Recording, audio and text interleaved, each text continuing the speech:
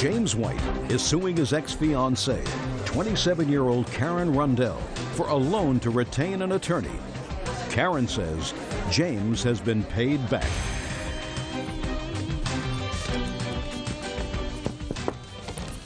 Yeah, this is case number 124 on the calendar in the matter of White versus Rundell. Parties have been sworn in. You may be seated. Mr. White, you and the defendant lived together, according to the complaint that I've read, for a period of time. And it is your claim that during that time you made a loan to her in the amount of $5,000 as a retainer for an attorney because she was having some legal problems. The defendant says that while she acknowledges that you wired the money into a joint bank account that you had for the attorney, that money was paid back because all that money that was in the joint bank account was put in by both of you subsequently. So the money was repaid. In my opinion, yes, it was. When did you start living together, Mr. White? We started living together in April of '04. How long had you known each other before you moved in together? I knew of her approximately a year prior to that. What does that mean? Well, I was best friends with her brother and basically met her through her brother. Okay. Yeah. Now, when you moved in together in April of 2004, did you move into her place, your place, or a mutual place? My place. And, Your Honor, it was July of '04. She's probably right, Mr. White. Yeah, we had a birthday party for me in April, so yeah, then it was shortly after that. That's correct. What was the financial arrangement when she moved into your house? Financial arrangement? We really didn't establish any. I paid my bills and she paid her bills. She did insist that she put her check into my checking account. That didn't have anything to do with this particular item. Just a second. Yeah. She put her paycheck into your checking account. That's correct. How much was your paycheck, Ms. Rundell? $16.88 a month. And it was not a joint checking account. It was his checking account. I did not have access to that account in any way. When did you make your first deposit into his checking account of $16.88? I believe it would have been the month of July. I moved in roughly maybe the second week in July after we'd returned from vacation. So let's be on the safe side. Let's say August. That would be safe to say. And how many months did you put your paycheck into that joint account? Every month. Until when? Until January. My paychecks ended in January. Unemployment August, started. September, October, November, December. 5 months. And January. And January. Correct. So it's 6 months, and that's easily verifiable by looking at your bank statement. No, I don't agree with her putting that much money in there. She didn't have any credit, so she was using my bank to cash her checks. I wasn't aware that she was putting that money into my checking account every time. This is a savings account statement right here. I could have put it in my savings had I been allowed to. This shows that there was no money that went into this account until a tax return was automatically deposited in the month of March. Do you have your bank statement, sir? No, ma'am, I don't. I just have a check that I had wrote her. I didn't even know she had a savings account. I don't care whether you knew she had a savings account or not, sir. You get a checking account statement every month. Correct. And every month you would see a deposit in there. Right. And that deposit would not be your deposit. I mean, we know what our deposits are. So she was depositing her check into your account. And that account would also show certain withdrawals if she was using your checking account as merely just a revolving door for her money. She was putting it in and cashing it. She was putting her check into my checking account during the beginning of her stay at my place, and then we were using my check to write checks for all the bills. It was not in name a joint account, but it was a joint account because that money was being used to pay joint bills. Correct. $16.88 per month. Correct. Are you chewing gum? Yes, ma'am.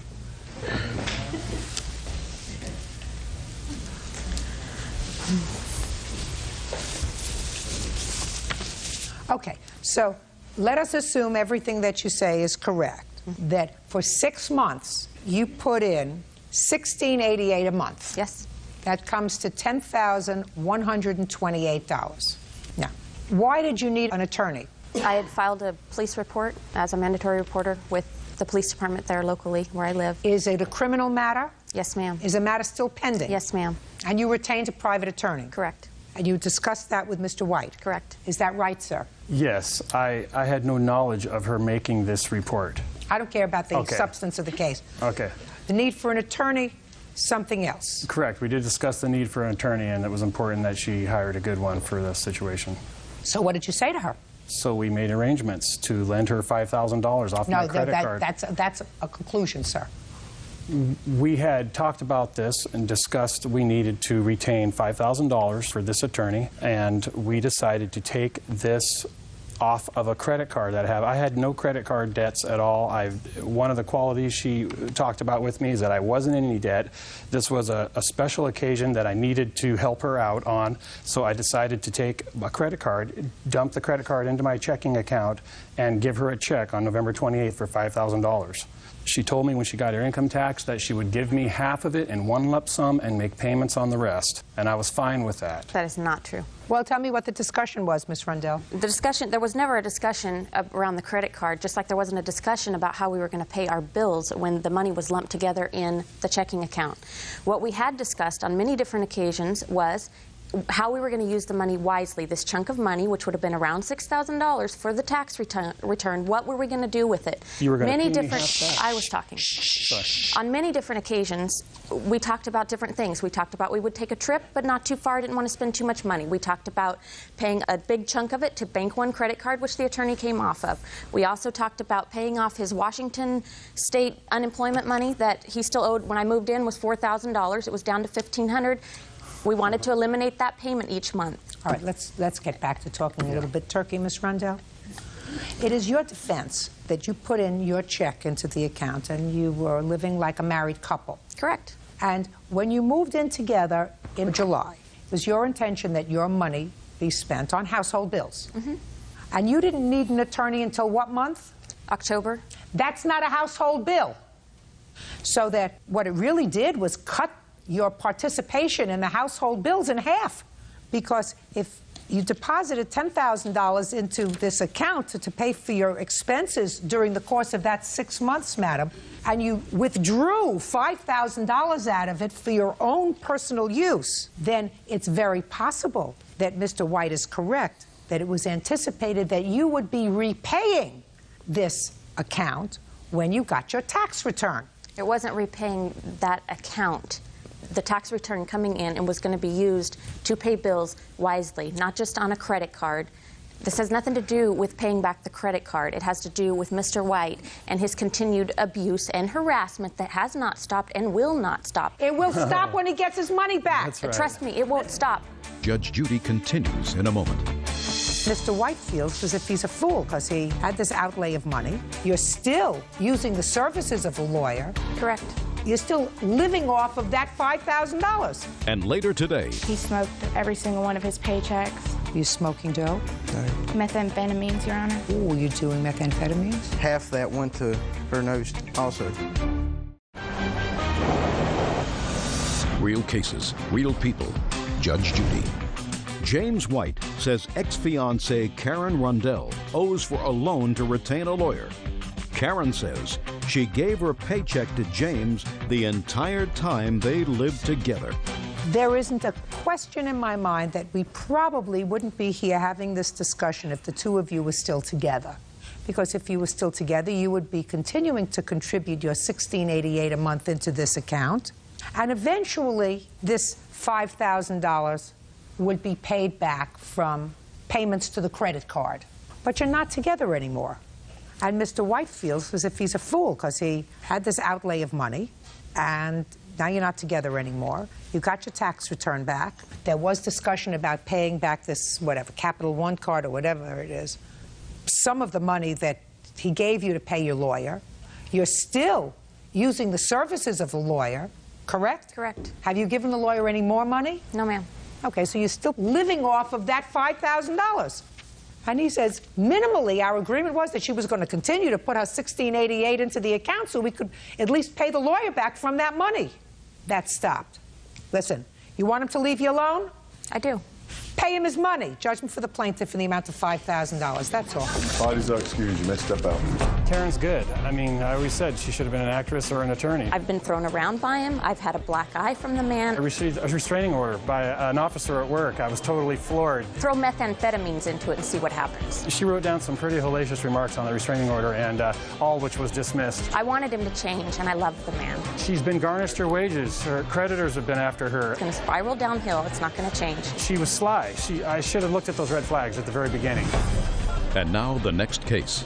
All parties in the matter of Pryber Floyd versus Higgs. Step forward. 21-year-old Cassie Pryber Floyd is suing her ex-boyfriend, 22-year-old Andrew Higgs, for unpaid loans and for breaking her windshield with his cell phone.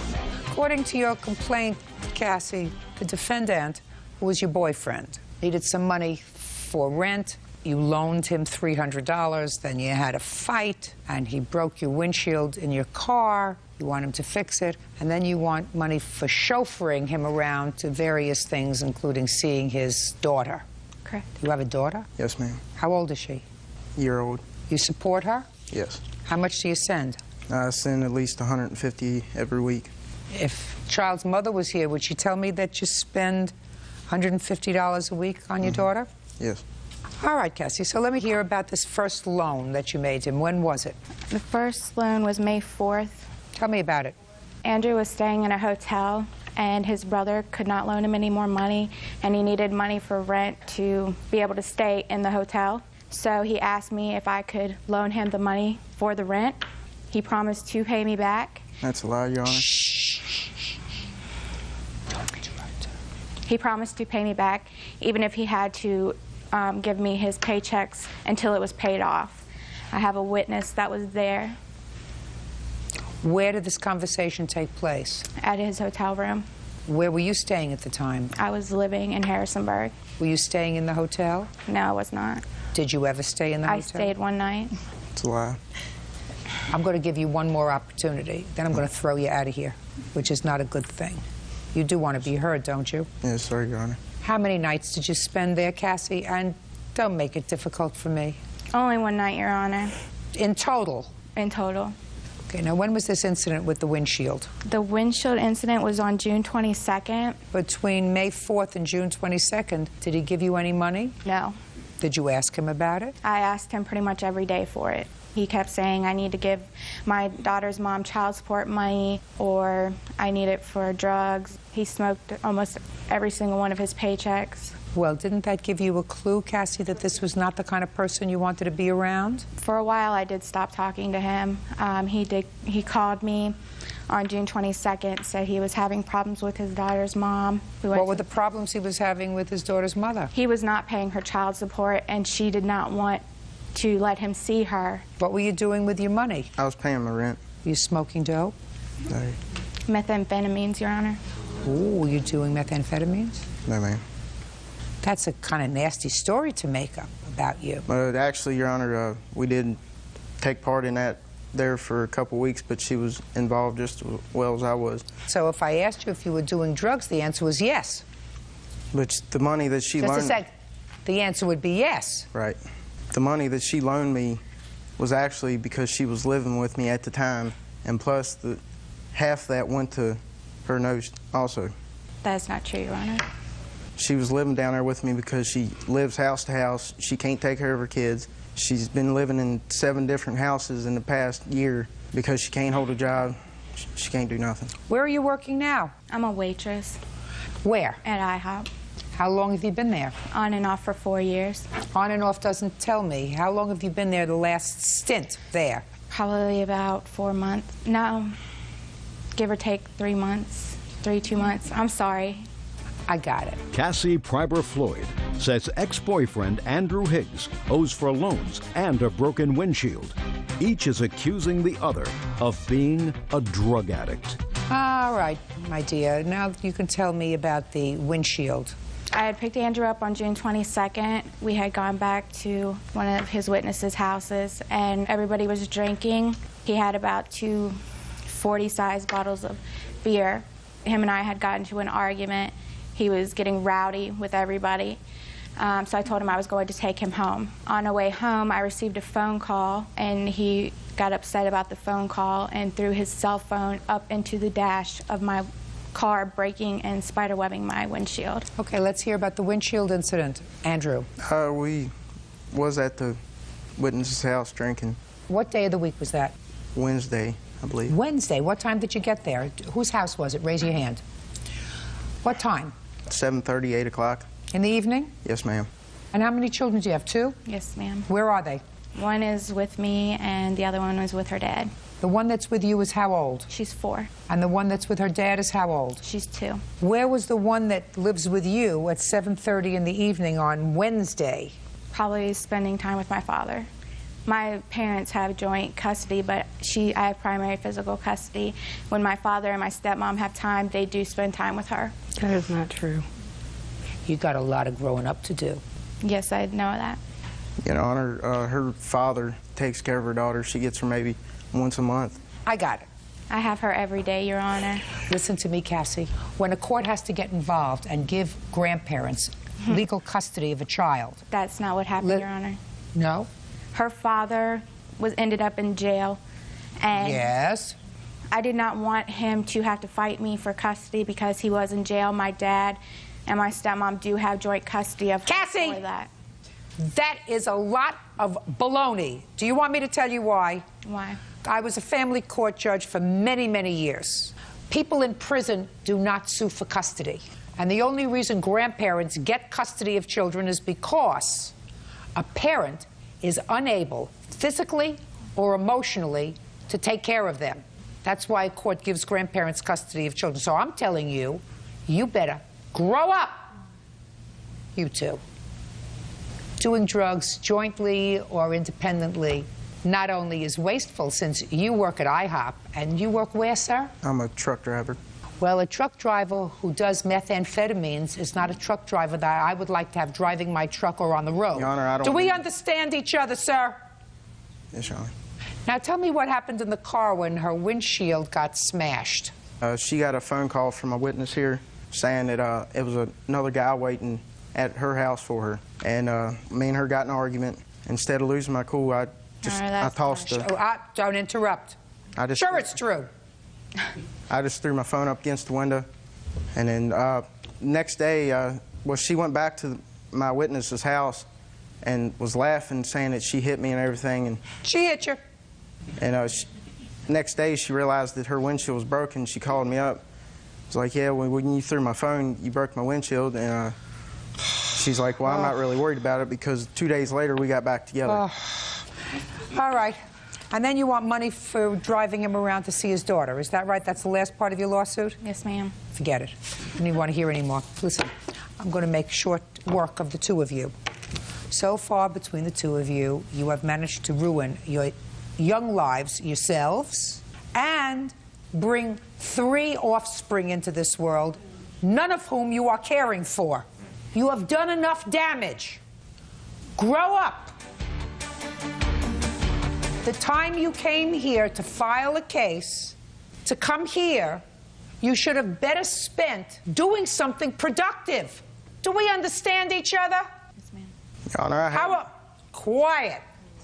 There isn't a question in my mind, sir, that if I were to ask the mother of your child whether each and every week she gets $150 from you, I would not get an affirmative response. Yes, you would. Maybe once in a while you send it. Put your hand down. Either one of you two ladies the mother? No, but I don't care. I just ask a question.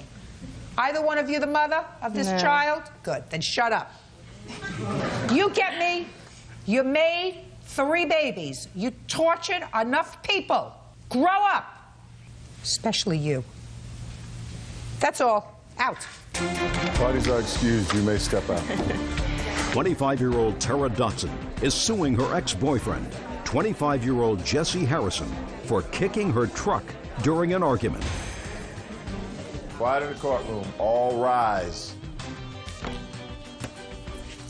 Yeah, this is case number 333 on the calendar. Sorry, 335 on the calendar. The matter of Dotson versus Harrison. Thank you. You're welcome, Judge. Parties have been sworn in. You may be seated, ma'am. Have a seat. Ms. Dotson, according to the complaint that I've read, the defendant used to be a boyfriend of yours.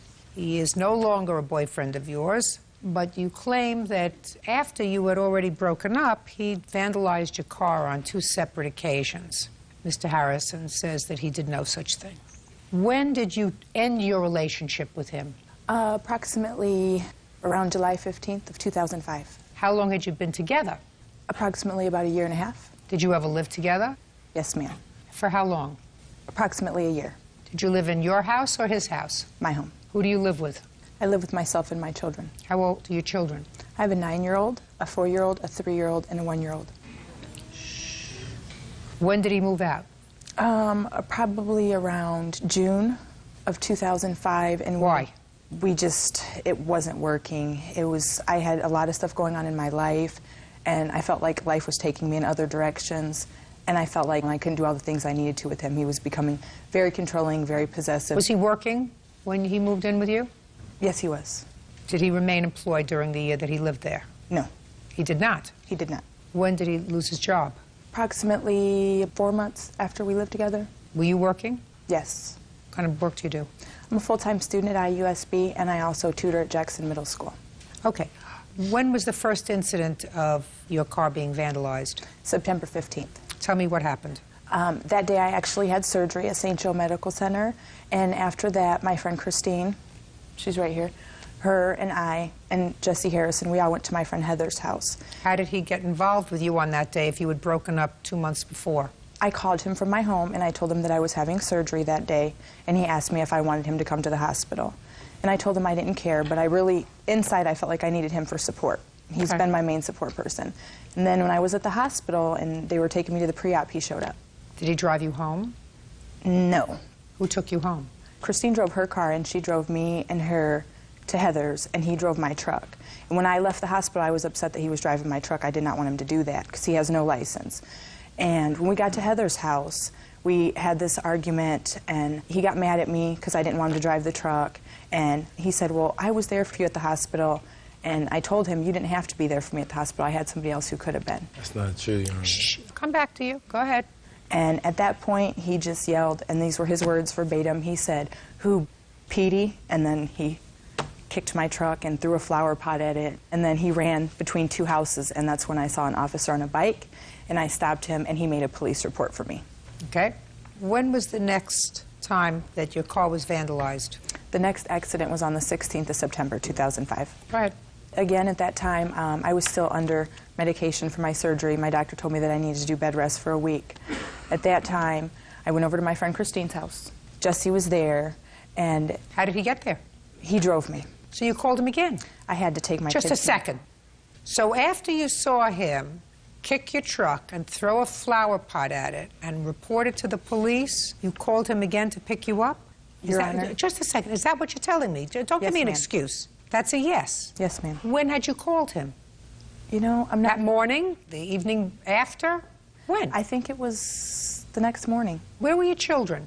My children were at my friend Christine's house. I needed to take them some supplies, and I wasn't allowed to drive. So you called him and said what? I asked him if he could take me to take Christine some supplies. And what did he say? Yes. You didn't say to him, I reported you to the police yesterday? No, he knew. He saw the police. Why he was running.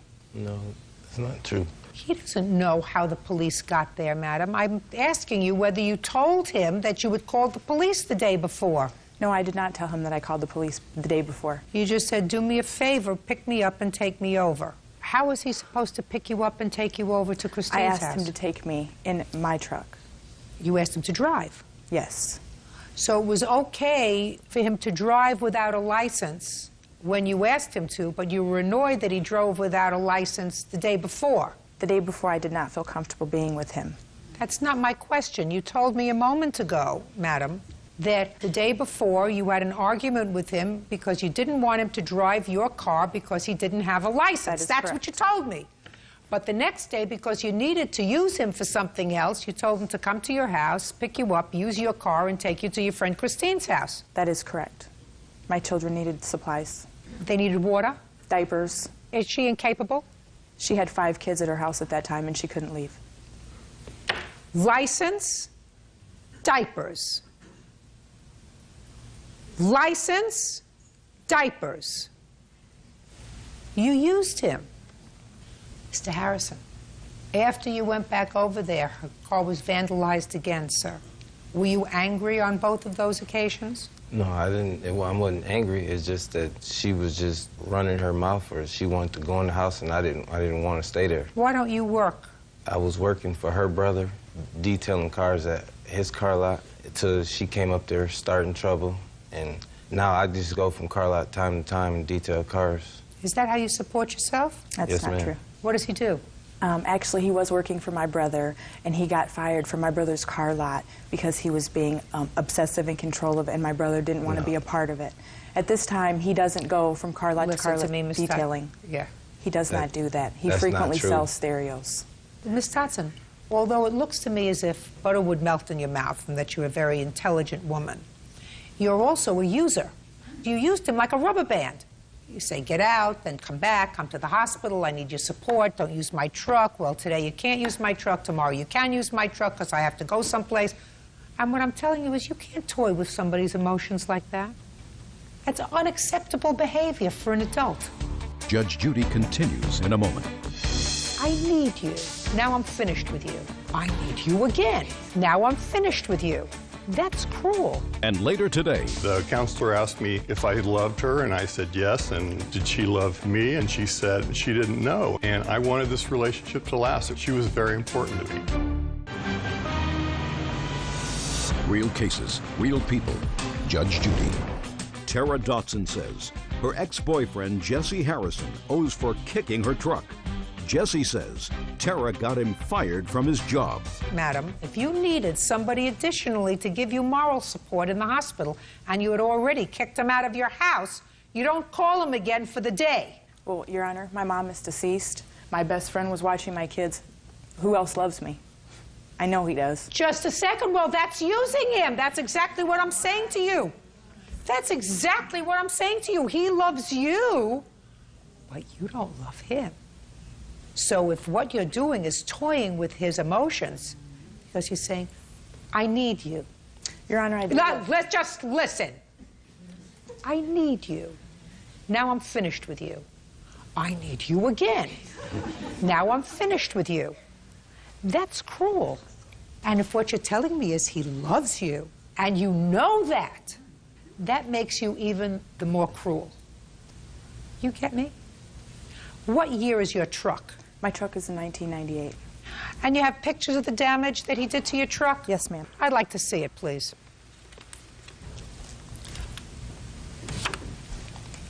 And your brother has a body repair shop? No, actually, my brother has a car lot. He sells car used lot. cars. Does he also repair cars? No. No. That's too bad. Well, I get some stuff there to detail it a little bit. And you could probably get that dent pulled out by somebody for a couple of $100. Nowhere near $1,700. Miss Dotson, you have to learn to be a nicer person, madam. I understand, Your Honor. Good. Judgment for the plaintiff. Not for $1,700, for $300. Get your car fixed for that. That's all. Step out. Parties are excused. You may step out. She kept calling me. I wasn't even with her. She kept calling me, asking me to do stuff for her, and I wasn't with her, you know, maybe because wasn't nobody else paying no attention to her. There was nobody else who could take me where I needed to go. And I still loved her, but I guess I got done wrong in the end. In my mind, it wasn't about using him. It was about needing to get my kids what they needed, and I knew he would help. Only for our kids, you know. I'm not going to call him. Man, she too crazy for me. And now the next case. All parties in the matter of Barch versus Jones. Step forward, please. Robert Burridge is suing his ex-fiancée, Carla Jones, for money loaned and forged checks. Carla is countersuing, claiming Robert made false accusations to her probation officer. Mr. Barch, Miss Jones used to be your living girlfriend? She was my fiancée. And according to your complaint, she owes you some money. First for a loan, for insurance, well over a year ago. And then you claim that at some point she forged some checks. Yes, ma'am. And then you claim she's got some of your personal property. Yes, ma'am. Ms. Jones says none of them were loans. She did, in fact, sign your name to checks. You knew about that. You did not report those forged checks, according to you, when you found out about them. But you continued to live together as a couple. But when you broke up, you, according to you, called her parole officer. You're on parole for something? I'm off now. And you called her parole officer to report the forged checks. Is that right? Yes. Why'd you do that for? Because she was forging checks while on parole, and No, look at me, look at me. It was a violation. Let's get a timeline. It's a violation. Mr. Barish, listen to me. Don't interrupt me when I'm speaking. Excuse me. According to you, it was in October of 2004 that you found out that she had signed your name to some checks. Yes. How much in total were the checks that she signed? $2,900. And what were they for? They were made out to her, signed by her, and cashed by her, and deposited to her account. Okay. Now, when did you find out about these checks? So was that in October? It was after she moved out in October. So after you found out about these forged checks, how long did it take you to call her parole officer? It took me until March of 2005. Okay. Let's go.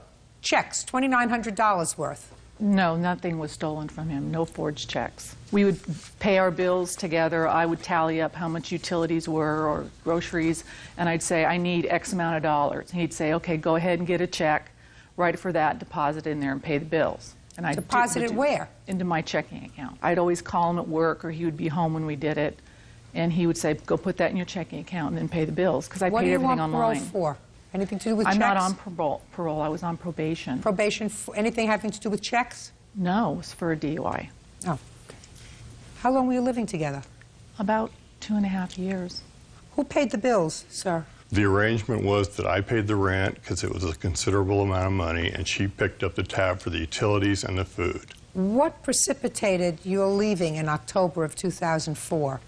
Well, the relationship was kind of going sour, and in August of 2004, we had been going to some counseling to see if we could work through some of the issues.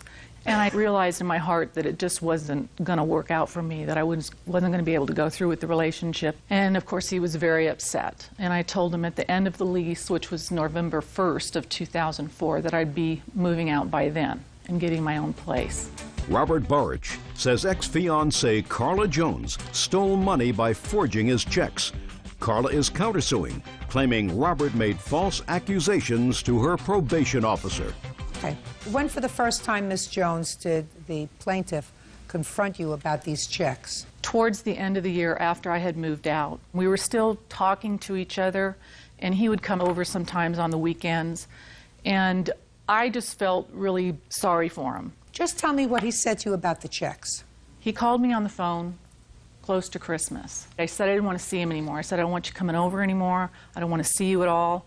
It's done. I don't even want to be friends with you. And that's when he threatened he was going to go to the police station and tell them that I forged these checks while we were together. And I said, you know, that's a lie. How can you go tell a lie like that? And he says, I can say whatever I want. And then in March, I finally just told him, I said, I can't see you anymore. We're kind of seeing each other on and off, on and off. Well, he told me he was going to go to the police and do this. So I guess the next day, which was March 14th. So the first time he spoke to you about it was in December of 2004. Threatening to do this. On what date did you contact her probation officer? It was the 15th of March. What happened between December and March, sir? I was investigating the You already knew about it, and you confronted her with them. And if you had been concerned that she had forged your name to checks and you felt that it was the right thing to do to notify her probation officer, why didn't you do it in December or January or February? I was hesitant. I wanted the relationship to go on. During the counseling sessions, the counselor asked me if I loved her, and I said yes. And the counselor asked her, did she love me? And she said she didn't know. And the counselor said, did you love him when you took that engagement ring? And she said, I don't know. And I wanted this relationship to last. It was very important to me. She was very important to me. And I figured that the less waves, the better the chances of the relationship working. But it didn't work, sir. It didn't work. It didn't work. And the response to it not working is not to behave in a retaliatory way. That's right. The response to it not working is saying, you went to counseling, she didn't deceive you. She said, we'll go to counseling, we'll see if we can get it to work. And she was being honest. She said, I don't know my feelings. She wasn't trying to be hurtful. If she wanted to be hurtful, she wouldn't have gone to counseling with you. She deceived me when she accepted the engagement ring. No, you know, you're talking about there's hard evidence and then there's soft evidence. You know, the divorce rate in this country is 52%. Now, all of those people who divorce, when they sit back, you know, a year later, 6 months later, 5 years later, they say, gee, I wonder if I really loved him. I wonder if I really loved her when I walked down the aisle. You know, or was it something else? It was, you got to get married, or, you know, I fell in love with the beautiful face, or I fell in love with the bank account, whatever it was. Was it really him? I'm really not sure. You know, I really don't know in my heart anymore. That's what people say to themselves. It was the bank account. Well, it's all a package. You know, she's an attractive lady, right? Yes, she is. She's a very attractive lady, well-spoken. Do you think that if she was an unattractive lady and not well-spoken, you would have been attracted to her? No. You may have gotten to know her better and said, gee, she's got a wonderful soul. But what attracted you to her initially was she's a pretty lady, she seems intelligent, and she's well-spoken, right? Yes, ma'am. Part of your package is that you had some dough. That's it. You just have to accept that. And you know, I'm not such a genius that I figured this out myself, because Donald Trump's wife was interviewed recently, and they said to her, would you be married to him if he wasn't Donald Trump, if he wasn't a multi-millionaire, if he wasn't who he is? And she said, you think he'd be married to me if I didn't look like this? Do yourself a big favor. Put a period. It didn't work out. You both gave it your best shot. You should not have called a probation officer. It was a nasty thing to do. And you should not have waited to see the result of this counseling before you decided that what she did was criminal, because then I find your motives suspect. The reason we actually separated was in August. I told her that her drinking had become a problem, and if she didn't stop drinking, we were not going to renew the lease and live together. But even after that, you went to counseling with her, because according to you, you loved her. I did love her. What I'm telling you is, it didn't work out. That's very sad. Looks like a nice guy. I hope you find another nice one. She's engaged to another guy already. Well, then you should look up and say, thank you, God, I didn't make a mistake. Right? Instead of suing her. The case is dismissed, sir. That's all. Parties are excused. You may step out. Mark Horner is suing his former tenant, 20-year-old Jacob Scott, for damages to a truck and for ripping the cover to his hot tub. Jacob says Mark is verbally abusive.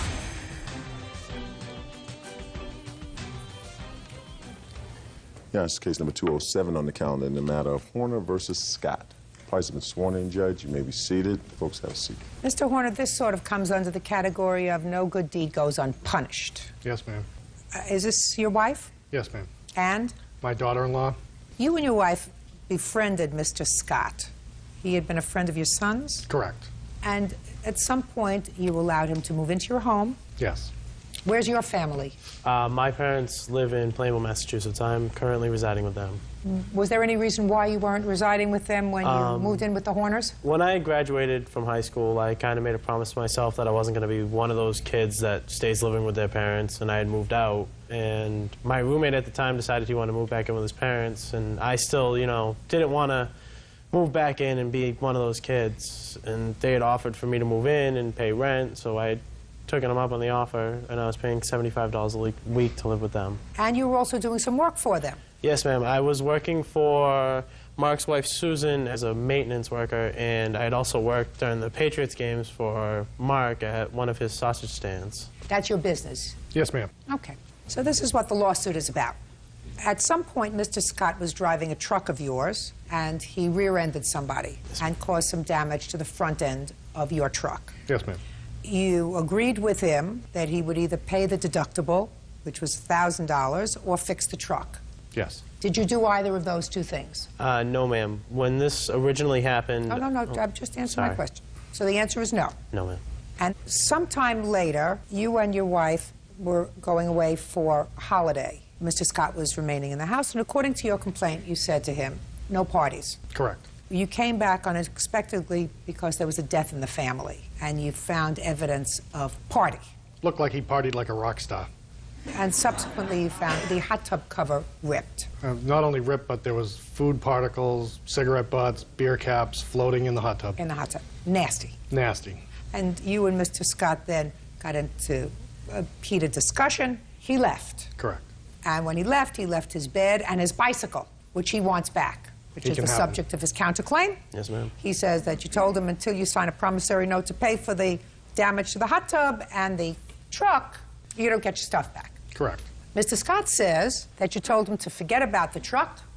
When the accident had originally occurred, the deductible, I was told the deductible was $500, and we had come to an agreement where I wouldn't have to pay it because the person he was supposedly selling the truck to hadn't paid anything for it, and the truck was 13 years old and had over 200,000 miles on it, and it was only about a softball-sized dent in the front bumper. I have pictures of the truck. Okay, so according to you, he said forget about it. Yes. And about the damage to the hot tub?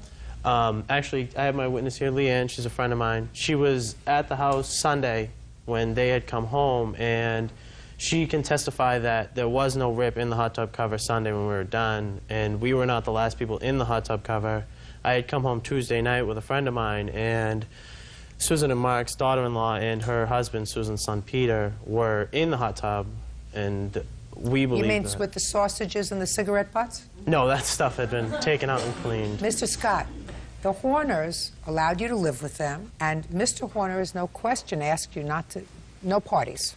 You violated that trust by having a party. We had actually, I had only had about 5 friends over. Throughout the entire time that you were there, Mr. Scott? No, but I never Mr. threw a Scott, party look, there, I no. want you to watch. Do you understand? Yes, ma'am. I've had 20-year-olds, a whole gaggle of them. When 20-year-olds know that there's a free house, it's never just 5 people. Mr. Scott, do you understand? So if you want me Yes, to ma'am. believe other things that you're telling me, and I'm sure you do, I'm going to ask you again. How many people were at the house There was only 5 people there. at one time? Yes, because I had lived in 2 previous houses before I moved in with Mark and Susan, where I'd paid the mortgage myself, and I had pretty much gotten the partying out of my system. I quit drinking. I don't drink anymore, and it's just, we were hanging out, having a good time, trying to unwind on a weekend. Well, who do you think it was that was a pig in the group of 5 that you had then, who put food in the hot tub and cigarette butts and cans? Which, It was my which one buddy of your Greg. 5 friends? It was my buddy Greg. He had admitted to it. He had admitted to it before they found it? Well, I had told him that they had found parts of a sausage in the hot tub, and there were beer caps and everything, and he said, oh, the sausage was probably from me, because he was the only one eating in the hot tub. So I assume that if you had seen him eating in the hot tub, Mr. Scott, you would have said to him, we don't do that. I should have. Did you see him? I did, and I didn't say anything to him. Did you see him smoking in the hot tub? I did. Everybody was smoking in the hot tub. And throwing their cigarette butts in the hot tub? I didn't see anybody throw a cigarette butt in the hot tub. And Well, I did you didn't, take out ashtrays for everybody? There were ashtrays out there. Did anybody use them? You must have been aware of that unless you had been drinking. Yes, ma'am, people did use them. The next day, when we were going through the hot tub, we had only found parts of sausages in the filter. I didn't see any cigarette butts in the hot tub at all. And Well, I didn't Mr. see any Scott, beer let me caps. tell you this. When you abuse a privilege, I have to assume that the people who disrespected the Horners' property also ripped their cover. Okay. Because otherwise, why would Mr. Horner claim, after being so nice to you, they were nice to you, weren't they? Well, the whole relationship we had was there was a lot of verbal abuse there. Mark especially was constantly putting me down, calling me, and I'm quoting him here, he was always calling me a dump. Him and his wife were both always calling me a dump. He called me a part of my French on numerous occasions, and he used to go around bragging to everybody that I was his, because I was helping out around the house and still paying $75 a week. And I had just, at the time, I had just gone with all of this because I didn't want to cause any tension because I was living there under their roof. Do you have children? I do. How many children? I have 3 children. How old are they? My oldest is 23, and then I have Where is the 23-year-old? My 23-year-old is in the service. He's stationed at Fort Campbell in Kentucky. And then you have I have a 20-year-old. Where is that child? He lives with his girlfriend. Well, that doesn't warm my heart. And what else? And I have a 16-year-old at home. And I have a 9-year-old. Who lives with? Her mother. Who you visit? Constantly.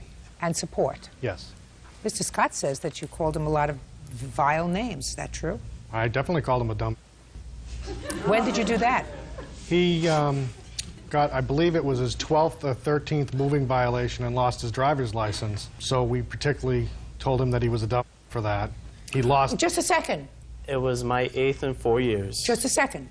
8th in 4 years? Yes, ma'am. He's right. Ma'am, that wasn't the only occasion. Just a I called you second. dump. Well, I'm going to get the rest of them. But right now, that would have been worth at least a couple. Judge Judy continues in a moment.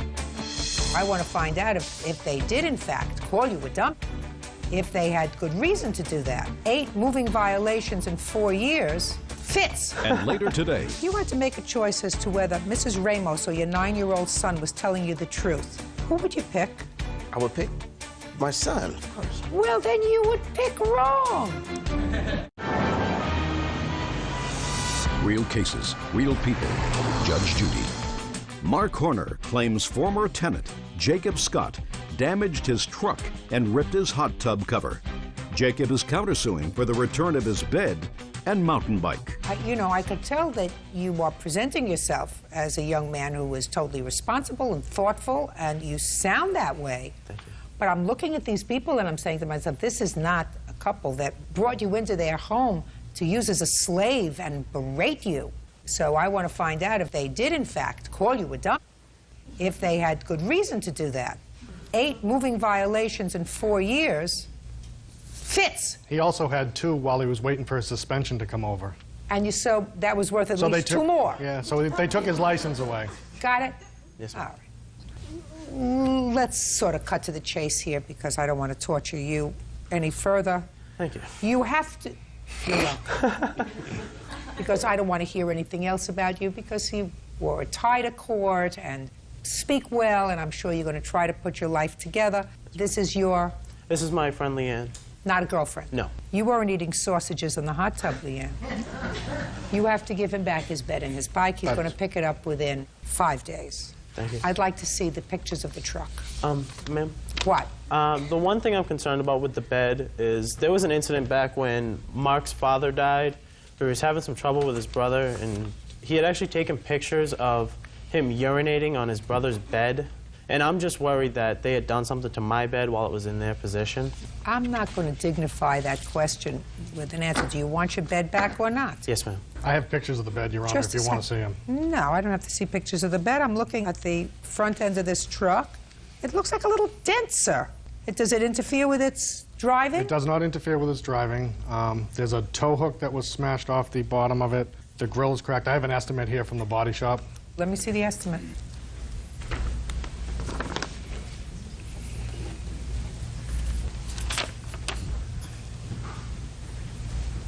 Okay. How much is a new hot tub cover, or how do you fix that? It wasn't, it had to be replaced. Here's the receipt. It was $400. How much was it? It was $398 plus tax. He's responsible for the tax. How much was the tax? $420.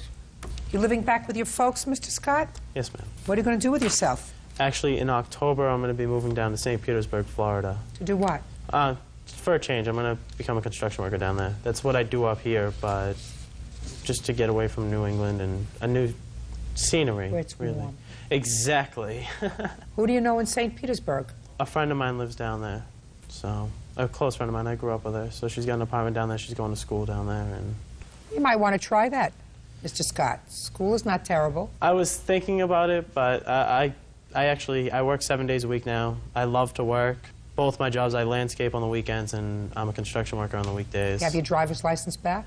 No, ma'am, I do not. I actually get it back in 21 days. Try to hold on to it this time, please. Yes, Mr. ma'am. Scott. Get your bed back and your bike in 5 days. Judgment for the plaintiff on your claim for $1,420. Thank you. Good luck. Thank you. Parties are excused. You may step out. I was like, what kind of pig would do this to somebody who tried to help him? Can't wait to move away from this area and away from that family. He drinks a lot and he does a lot of drugs. I had a few friends over, and I don't do drugs. I'm glad she saw Jake Scott as the dump he really is. And now the next case. All parties in the matter of Ramos versus Trent. Step forward. Alice Ramos is suing neighbor D'Angelo Trent for damages to her car. Alice says D'Angelo's son, 9-year-old D'Angelo Jr., crashed into her vehicle with his bike. Mrs. Ramos, it is your complaint that this little boy right over here was on his bicycle, fell off of his bicycle, and scratched your car. You want his father to pay for the scratch on the car. Is that right? And Mr. Trent says? Not a chance. When did this happen?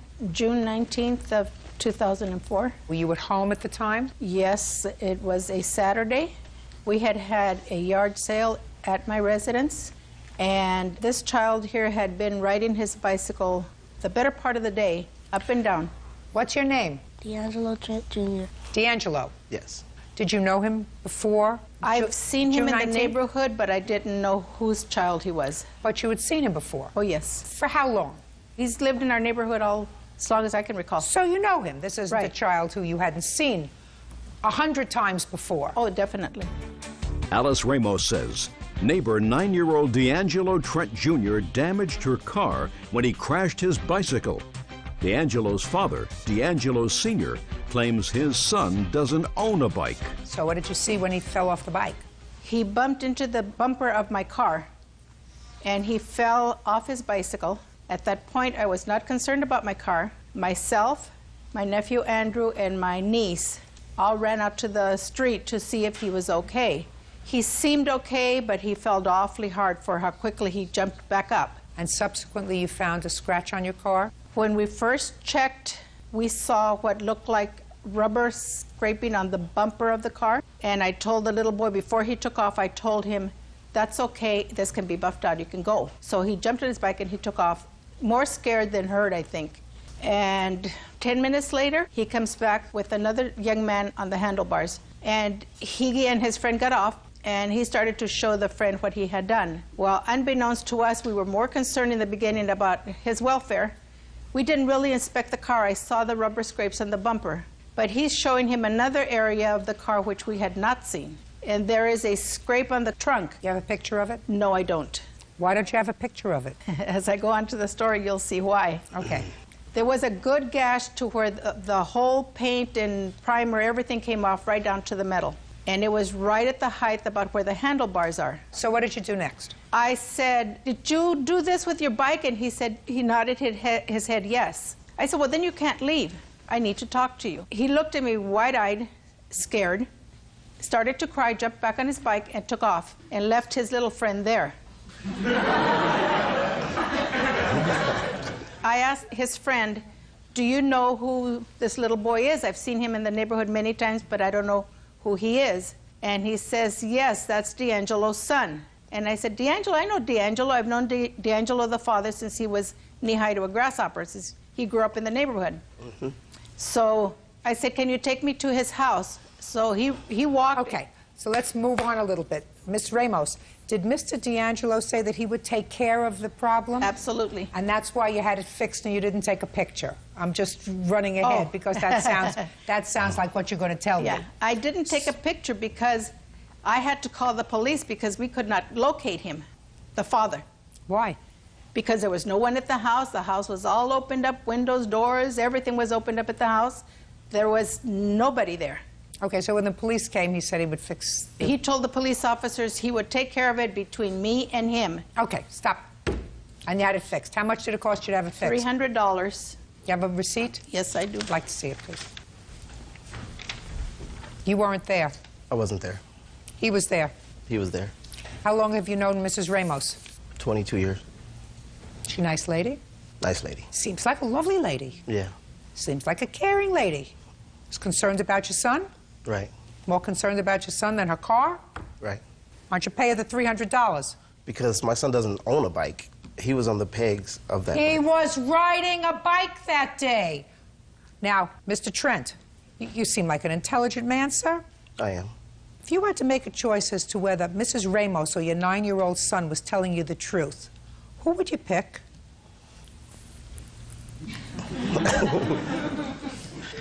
Who would you pick, sir? I haven't even spoken to him. I know who I would pick. I know the child that was riding the bike, and I know he's nowhere in court. Listen so I to don't me, know why sir. my son's here. You weren't there. Mrs. Ramos, who you've known for 22 years, right, says that your son was the one who was riding the bike. You weren't home. So I'm going to go back to my original question. If you had to make a choice as to whether your 9-year-old son, D'Angelo, was telling the truth or Mrs. Ramos was telling the truth, who would you pick? I would pick my son, of course. Well, then you would pick wrong. Your son, and you weren't there, was riding the bike. Look at me, D'Angelo. Isn't that right? No. Baloney. Judge, when you ask her if there were two people there was a person riding and he was on the pegs. No. Please ask her. She said he was riding the bike. Is that what you told me? That's right. Was there 2 children there? No. When the incident happened, there was only one child on the bike. When he came back She said there were two people. He was riding, and there was another child on the handlebars. And then when she went out there and confronted them, he got scared and left the other kid there. And if he's not telling you that story, the other child I take him out to the barn. Judgment to the plaintiff in the amount of $300. That's all. Parties are excused. You may step out. Shipping coordinator Gene Lorsch is suing his ex-fiancée, daycare owner Karen Watkins, for the return of bedroom furniture, a refrigerator, and the engagement ring. Karen says Gene's lawsuit is ridiculous. Yes, this is case number 208 on the calendar in the matter of Lorsch versus Watkins. Parties have been sworn in. Judge, you may be seated, sir. Have a seat, please. Mr. Lorsch, you and the defendant were together for about 7 years, according to what I read in your complaint, and engaged for 3 or 4 of those years. You broke up, and you want returned to you some furniture, and you also want the engagement ring back. Ms. Watkins says the furniture's been in her house for years, never asked for it back. As a matter of fact, you don't even want the furniture back. You want the value of the furniture because you've already replaced it. And as far as the engagement ring is concerned, she said she hasn't seen it for years. So either you took it back or it was lost. And you lived together for 2 years after it was lost. Is that right? Yes. Okay. When did the two of you live together? During which period of time? Well, I'd say from 99 to 2003. And when you left, did you take anything with you? No, Your Honor, I did not. Your Honor, that's not true. What did he take with him? He took his couch. He took the bedroom set that was Just in my a second. bedroom. Did you take the couch? When you moved out, sir, did you take the sofa? Your Honor, yes, I did. I mean, I do speak the language, and I assume you do too, so I don't know why you're confused. Did you take a bed? Just a bed and headboard itself, yes. Okay. What else did he take, Miss Watkins? Well, those are the main furniture things that we had there. Those are the furniture things. Now we're a year later, more than a year later, and you want a refrigerator, not the refrigerator, the cost of the refrigerator. And you want some bedroom furniture that you purchased because each of you had a daughter. Correct. And you bought some bedroom furniture so that the two girls could be in the same bedroom. That's right, Your Honor. It made it more comfortable for my daughter to be in her place. Like I said, she provided daycare for me for the whole time that we were together, and I was paying her daycare fees. We're getting, Mr. Lorsch, listen to me. We're getting beyond ourselves, sir. I like to keep things very simple. When you moved out in June of 2003, did you ask her for the refrigerator? Yes, I did, Your Honor. That's not true. Shh, just a second. Don't say anything that's not true, because I will make you look very foolish. This was something... Just a second. Don't say anything that's not true, or I will make you look very foolish. And you don't want that. So, I'm going to start all over again. Did you ask her for the refrigerator in June of 2003? Yes, Your Honor, I did. Okay. And did you ask her for the children's furniture in June of 2003? At that point in time, no, Your Honor, I did not. But you did ask her for the refrigerator? Yes, I did. And what did she say? She thought that I owed it to her. And what did you say? I said, I think, your new boyfriend can get you a new refrigerator. Okay. And what did she say? She said, I think that rightfully belongs to me now. Okay. And that's the way it was left? Yes. You did not sue her for that, right? At that point in time, no, I did not. Over a year ago. Nor did you sue her for the children's furniture, correct?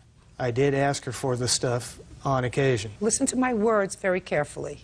You did not sue her for those items in June of 2003.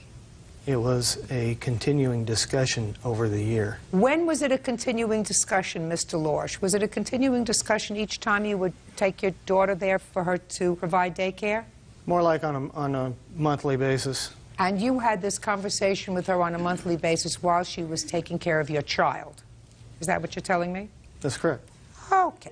Now, when your daughter was not with Miss Watkins, was she back in your home with you or your former wife? My former wife, yes.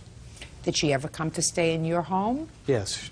For a day, or 2 days, or 3 days? 3 or 4 days, usually. Yeah. Oh, shh, shh. And when she came to your home, did you feed her? In the evenings, yes.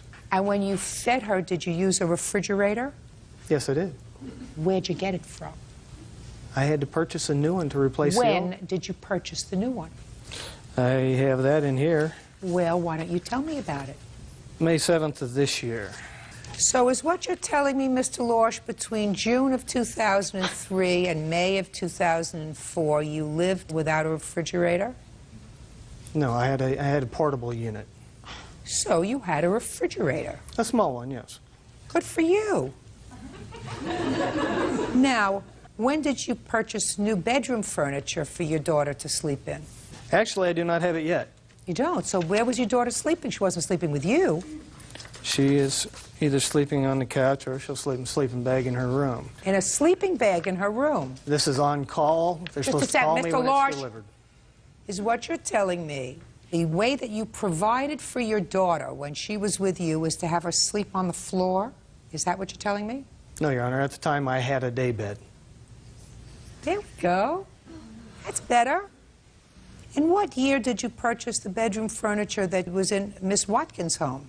That was November 30th of '02, like 6 months before she decided she didn't want to be with me anymore.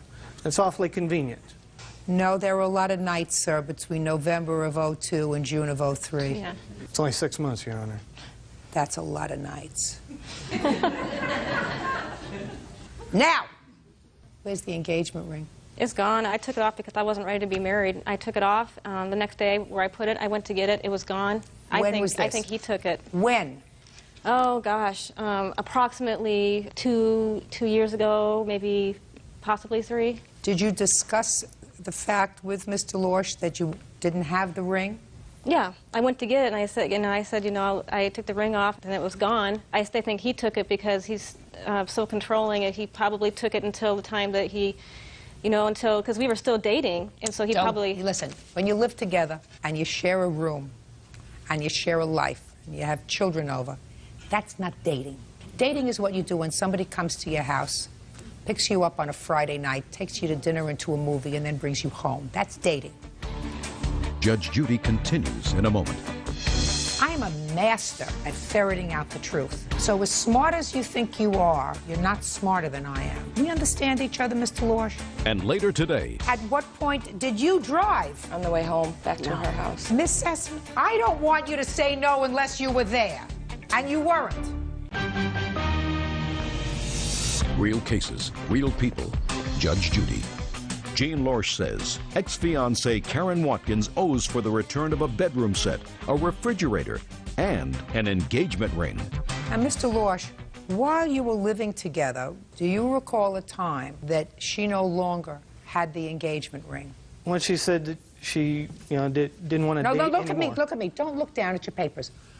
My question to you is... I asked her at that time. Just a second. Mr. Lorsch, do you see how foolish I made you look 5 minutes ago? If you don't see it, everybody else has seen it. Now, I'm going to ask you again. I'm going to give you another chance, sir. Did there come a time while you were living together with Miss Watkins that she was no longer wearing the engagement ring? At the point she called it off, yes. Good. I asked her about it then, and she said she stopped wearing it 2 months prior, which was just last year. So there Not was 2 a years time, ago. listen to me. So there was a time while you were living together that she was not wearing the engagement ring. Is that right? According to her, yes. No, according to you. I said there was a time while you were living together that she was not wearing the engagement ring. That seems apparent, yes. It was apparent. Now, when you saw that she was not wearing the engagement ring, did you continue to share a room with her? No, Your Honor. I want to listen. You're trying to think of how to answer these questions so that this decision will go in your favor. And I'm telling you only one thing, sir. I am a master at ferreting out the truth. So as smart as you think you are, you're not smarter than I am. We understand each other, Mr. Lorsch? Yes, Your My Honor. question to you is a simple one, sir. Now that you have acknowledged that while you were living together, she stopped wearing the ring for whatever reason, what kind of discussion did you have with her about the ring? If she was calling the engagement, I asked her if I could have it back. She says, I have misplaced it, and when I find it, I will return it to you. After she said she misplaced it, did you ever see it again? No, Your Honor, I did not. Now, after you broke up in June of 2003, it had been, let us say, months that she hadn't worn the ring. Did you say to her, did you find the ring? Yes. And what did she say to you? Haven't had a chance to look for it yet. Yeah, that's not entirely true. He never asked for the ring. Is what he would do is threaten me and point at me and say, if you don't find that ring, I'm going to take you to court and I'm going to ruin you in court. And that's what he used to always do to me, is point at me and corner me and threaten me, you know. So he asked you for the ring, he demanded the ring back. Now, we're not talking about the Hope Diamond here. We're talking about a ring that, according to you, Mr. Lorsch, you spent $700 on. Is that right? That's correct. Get over it. Mr. Lorsch, if you lie about one thing, I doubt the veracity of everything that you say. Do we understand each other? Do we understand each other? It's not her burden, sir. It's your burden. So when you come to court, it's your burden of proof to go forward and convince me that you have just cause. And what you've said in your complaint is, I don't want the refrigerator back, and I don't want the bedroom furniture back. I wanted to pay me the replacement value of it, because I went out and I bought a new refrigerator a year later, and I went out and bought new furniture that I haven't gotten yet. Get a Your life. Honor. Mr. Lorsch, you're out of here. Goodbye. Case is dismissed. Parties are excused. You may step out. He'd come by the daycare and tell me he wanted, and he'd corner me. He held me captive in his house. We'd been friends ever since we broke up. As long as I'm around, he'll always be last place. I believe that finally I can get him out of my life and he can move on, I can move on, and it'll be good. I have a feeling it'll still continue. And now the next case. All parties in the matter of Sisson versus Chapman. Step forward, please. Assembly worker Linda Sisson is suing her son's ex-girlfriend, 21-year-old banquet server Tessa Chapman, for the cost to fix her Chevy Cavalier. Tessa says the only reason she drove the vehicle was because Linda's son was drunk. Ms. Sisson, the defendant is your son's former girlfriend. Yes. And according to your complaint, she drove your car and had an accident. Yes. You want her to pay for the damage? Yes. When did the accident take place? April 3rd, 2004 at 1 a.m. You weren't there, is that right? We were sleeping. So you didn't see what happened? No, I did not. Okay, Ms. Chapman, and you say you're not responsible. Let me hear about it. George Anderson and I were hanging out at his mother, Linda Sisson's house. George Anderson is your son? Yes. A few hours later, George had asked me to drive to the store with him. While we were driving to the store, I realized he was intoxicated. That is not true. Shh, listen to me. I don't want you to say anything. You weren't there. I've asked her a question. Got it? Yes, Your Honor.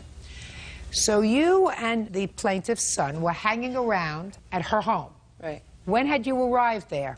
Probably at like 10 o'clock around. 10 in the morning or 10 at night? 10 at night. And where had you been before that? My house. So you drove over to his house? No, he came and picked me up. In whose car? His mother's car. When he came to pick you up and you got into the car, was he intoxicated? No. How long did it take you to get back to his house? About 10 minutes. And you went directly to his house? Yes. At what time did you go to the store?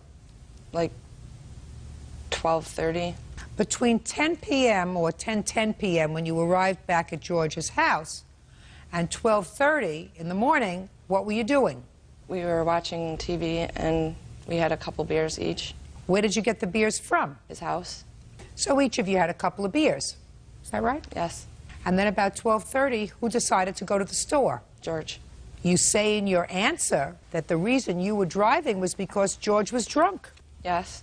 Not according to what you tell me now. According to what you tell me now, the two of you had a couple of beers. He must have been... He what? There was another girl there named Stacy, and they were off in another room for a little while also, so they could have been drinking without me knowing. They could have been, and I could have been 5'6", but I'm not. Real cases, real people. Judge Judy. Linda Sisson claims her son's ex-girlfriend, Tessa Chapman, wrecked her Chevy Cavalier. Tessa says she was forced to drive because Linda's son was drunk. So when he asked you to go to the store and you said yes, you knew that you had been drinking. Yeah. And you knew that he had been drinking. Yep. At what point did you drive? On the way home, back to her house. Miss Sessman, I don't want you to say no unless you were there. Do you understand? Yes, ma'am. And you weren't, right? Yes, ma'am. Now tell me about the accident. We were driving back. The ride was fine on the way back, and we got back to the house, and I went to pull into the driveway. And in their driveway, there's a little metal pipe that sticks up, and you can't really run it over, so I was backing out to straighten up the car to pull into the driveway. And the cars on the road were parked very close to the driveway, and I accidentally scraped the other car. Now, what makes you think you're not responsible? Because I feel as though she's suing me because I broke up with her son. That's possible. That she decided to sue you now because you broke up with her son. There was no longer a reason for her not to pursue this remedy. My question to you is, why don't you think you're responsible? That's her motive for suing you. Because George was drunk and I wasn't drunk on the way back from the store, driving back. Well, Miss Chapman, you had certainly, according to you, been drinking that night. Yeah, but 2 beers in a course of 2 hours, 2.5 hours. And that's all you told me you saw George drink. But he was driving very recklessly on the way to the store. Then you can get out of the car, right? Mm-hmm. Who is this? That's my mother. Do you live at home with your mother? No, I live at my own house. Do you get along with your mother? Yes, but she Does she live in the same town that you do? Do you have other people that you know in town? Mm-hmm. So that if he was driving, according to you, recklessly on his way to the store, then you say, George, I'm not going to get back into the car with you. And you call a taxi to take you home. But if you get behind the wheel of her car and you have an accident and you've had alcohol that night, you're responsible. And the fact that she may not have pursued this matter while you were with her son, and now you're no longer with him because where is he? Drug rehab, he's in jail, where is he? He's in rehab, getting treatment. Good, I'm glad. How much was the damage to your car? It was $1,300, which I had to pay a $500 deductible. And when I found out about the accident, the doorbell rang at 7 o'clock in the morning. And I don't care how you found out about the accident. Well, she admitted to me, Tessa admitted to me that morning when I woke them up to find out what happened to my car, and she apologized because my son came out and told Tessa to tell me that he's not taking the rap because he didn't do the damages, and she did No, he's a prince. And she did the damages. He's a prince. How old is your son? 22. How long has he had a drug problem? Maybe about three weeks prior. You're in denial, madam. What kind of work was he doing? He was in and out of jobs. Had he been arrested previous to his current rehab? Yes. For what? For a stolen vehicle. Yes. What else? False identification. What else? Counterfeit money. She doesn't get a free ride. She should not have gotten in the car with him. She should not have been driving that night. She is responsible for your out-of-pocket expenses. And if I had a kid who was in this much trouble, I would have taken my car keys and locked them up in a safe to make sure that he didn't use them. Right? Yes. Good. So, you got to pay her deductible, Miss Chapman. It's your responsibility. Judgment for the plaintiff in the amount of $500. That's all. Parties are excused. You may step out. On Grotman Pop versus Longo. Step forward, please. 21-year-old dancer Stephanie Puff and her boyfriend Eric Grotman are suing their former friend, dancer Suzanne Longo. They claim Suzanne threw their possessions in a dumpster when she mistakenly thought Stephanie was sleeping with Suzanne's boyfriend. Order. All rise. Quiet in the courtroom. It's case number 232, Your Honor, on the calendar in the matter of Grotman Puff versus Longo. Parties have been sworn in, Judge. You may be seated. Have a seat, please. All right.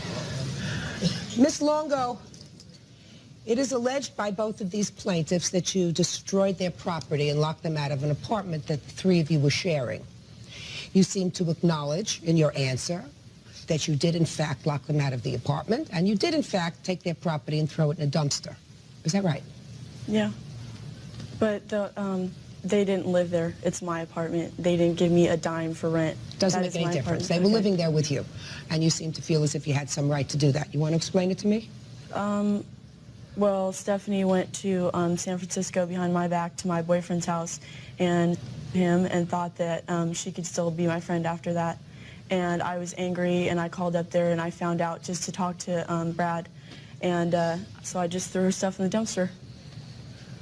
Because and she never was my friend. I went out of my way for her. I've done so many things for her. And she goes, my boyfriend.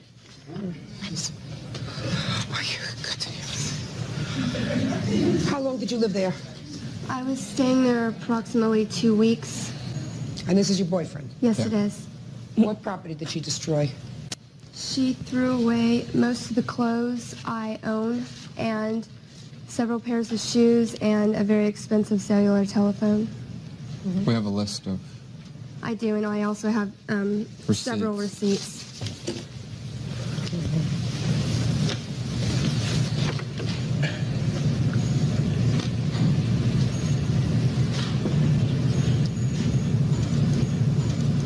My God, I couldn't be so specific about what I had in my house as you are. How do you know that these were things that you had there? 6 pairs of socks?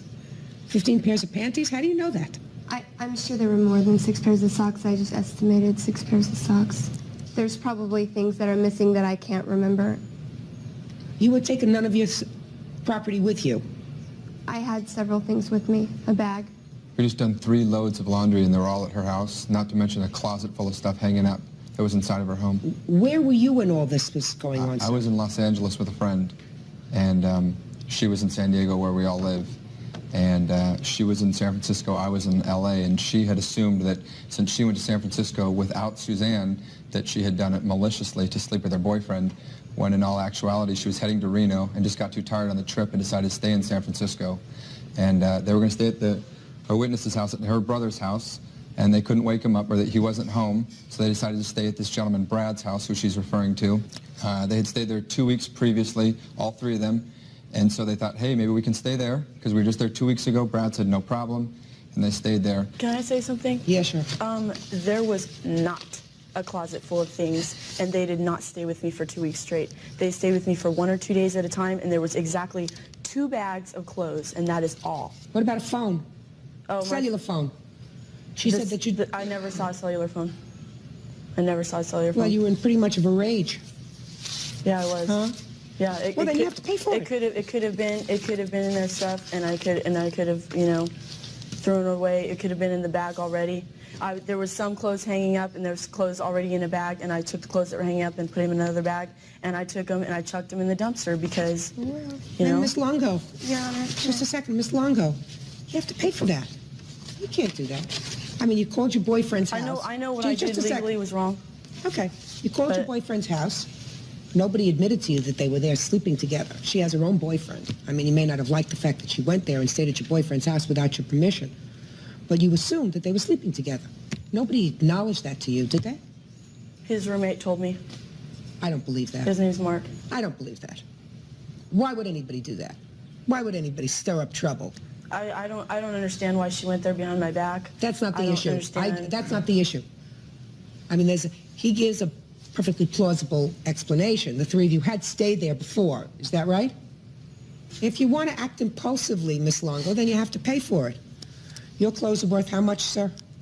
Mine were in there about $4.91 or so. I had some well, that's shoes. not a lot. Women's clothes are usually much more expensive. Yeah. He had like 2 shirts. Mm-hmm. That's about it. What clothes did you have there, sir? Liar. I have them on the list. Tell me what clothes you had there. I don't recall. It's been 2 months. I had a dress shirt. I had a pair of Airwalk tennis shoes, a pair of flip-flops, a dress shirt that I had. We've talked about the dress shirt twice. She's going to pay, but she's not going to provide you with a new wardrobe. No, I understand. Go ahead, keep going. And I had the battery for the cellular phone that I purchased. It's a StarTAC. It's one of those little tiny flip phones. Right, and how much was that? The battery's $225. The phone was $600. Phone was $600. Who spent $600? Who? I made really good money this year, so I bought her a phone. You bought her a $600 phone and paid $600 for it without a service contract? I work for the company. That's it. I worked for GT MobileNet. I made $70,000 in 3 months. Just to say, that's not what I'm asking you, sir. There isn't a moron in this country that spends $600 for a phone without getting the phone for practically nothing, so that they can, all you have to do is sign up for a couple of years worth of service, and then you don't spend $600 for a phone, maybe you spend $200 for a phone. It was a $1,000 phone, and we got it reduced. It was one of the very small StarTAC cellular phones. You're right, you can get a very large phone for free. Not a very large, Okay, sir. you can get an okay-sized phone for free. I got her an extremely small telephone. Well, why didn't she take this extremely small telephone with her when she was traveling? I have a car phone, I Your also Honor. bought her a car phone that's mounted in her car. So she took that one because it had roaming capabilities to go into San Francisco. The little small one didn't, so there was no need to bring it. She didn't need 2 phones. I don't know if I believe you. I don't know if I believe that. Judge Judy continues in a moment.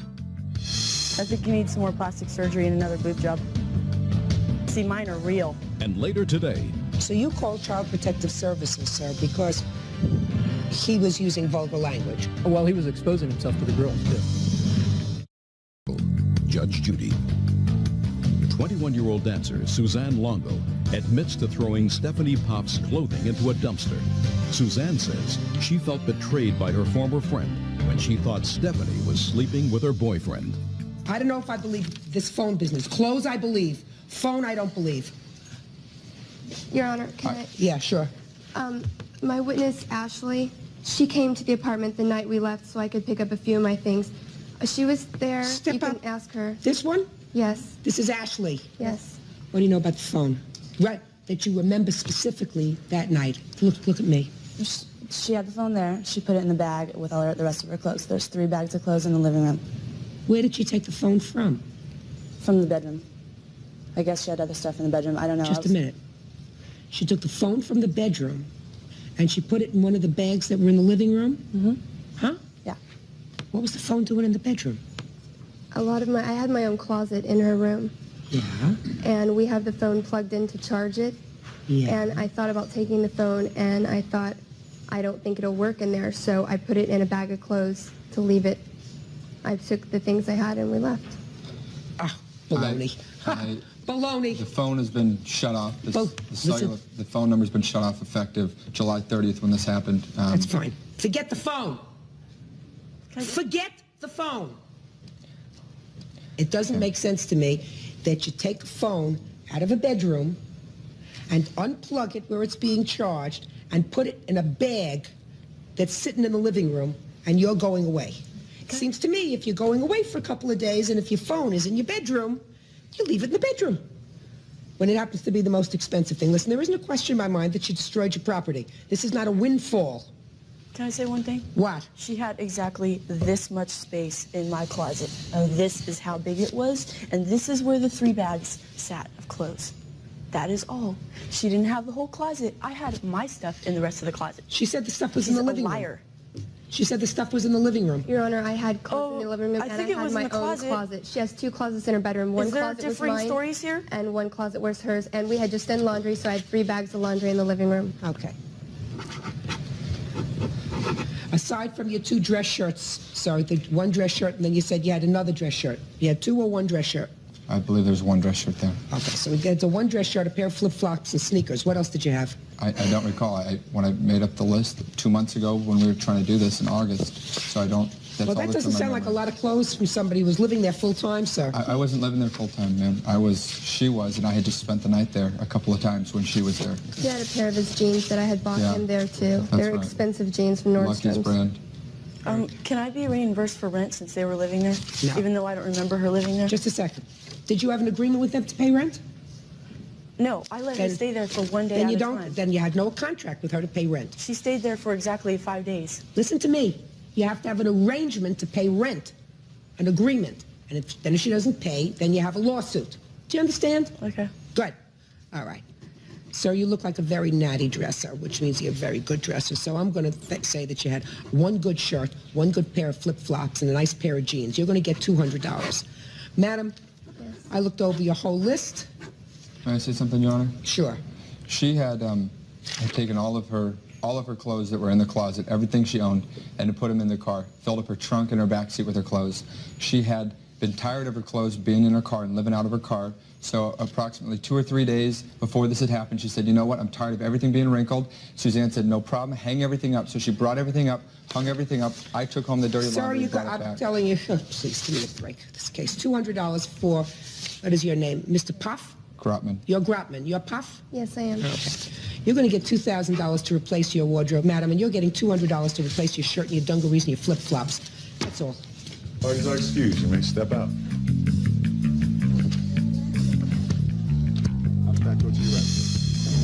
Quite frankly, I think she needs help. Your face still has craters in it. Why don't you get some plastic surgery? How about a nose job? And now the next case. Parties on Beckman versus Hunter. Step forward, please. 42-year-old service technician Gary Beckham is suing his neighbors Chris and Jamie Hunter, claiming their 3-year-old daughter Tiffany scratched his truck with a knife. The Hunters are countersuing Mr. Beckham for harassment. That is the villain? That is the villain, yes. Curious. However, according to your complaint, Mr. Beckman, this little girl over here is 3 years old, right. Your daughter, took a knife or a sharp instrument and damaged your car. Correct. You don't deny that you did that? No, I do not. However, for some reason you don't feel as if you're responsible for it. It's not that I don't feel responsible for it. It's the initial lawsuit that he filed was for $1,650 and for 5 days of a rent-a-car, which I felt was a little out of line. Okay. So it's not so much the issue of whether you are responsible, it's the amount he's suing for. This is correct, Your Honor. All right, so let's deal with that first. Sir, do you have the receipts for having the car fixed? Yes, I do, Your Honor. I'd like to see them, please.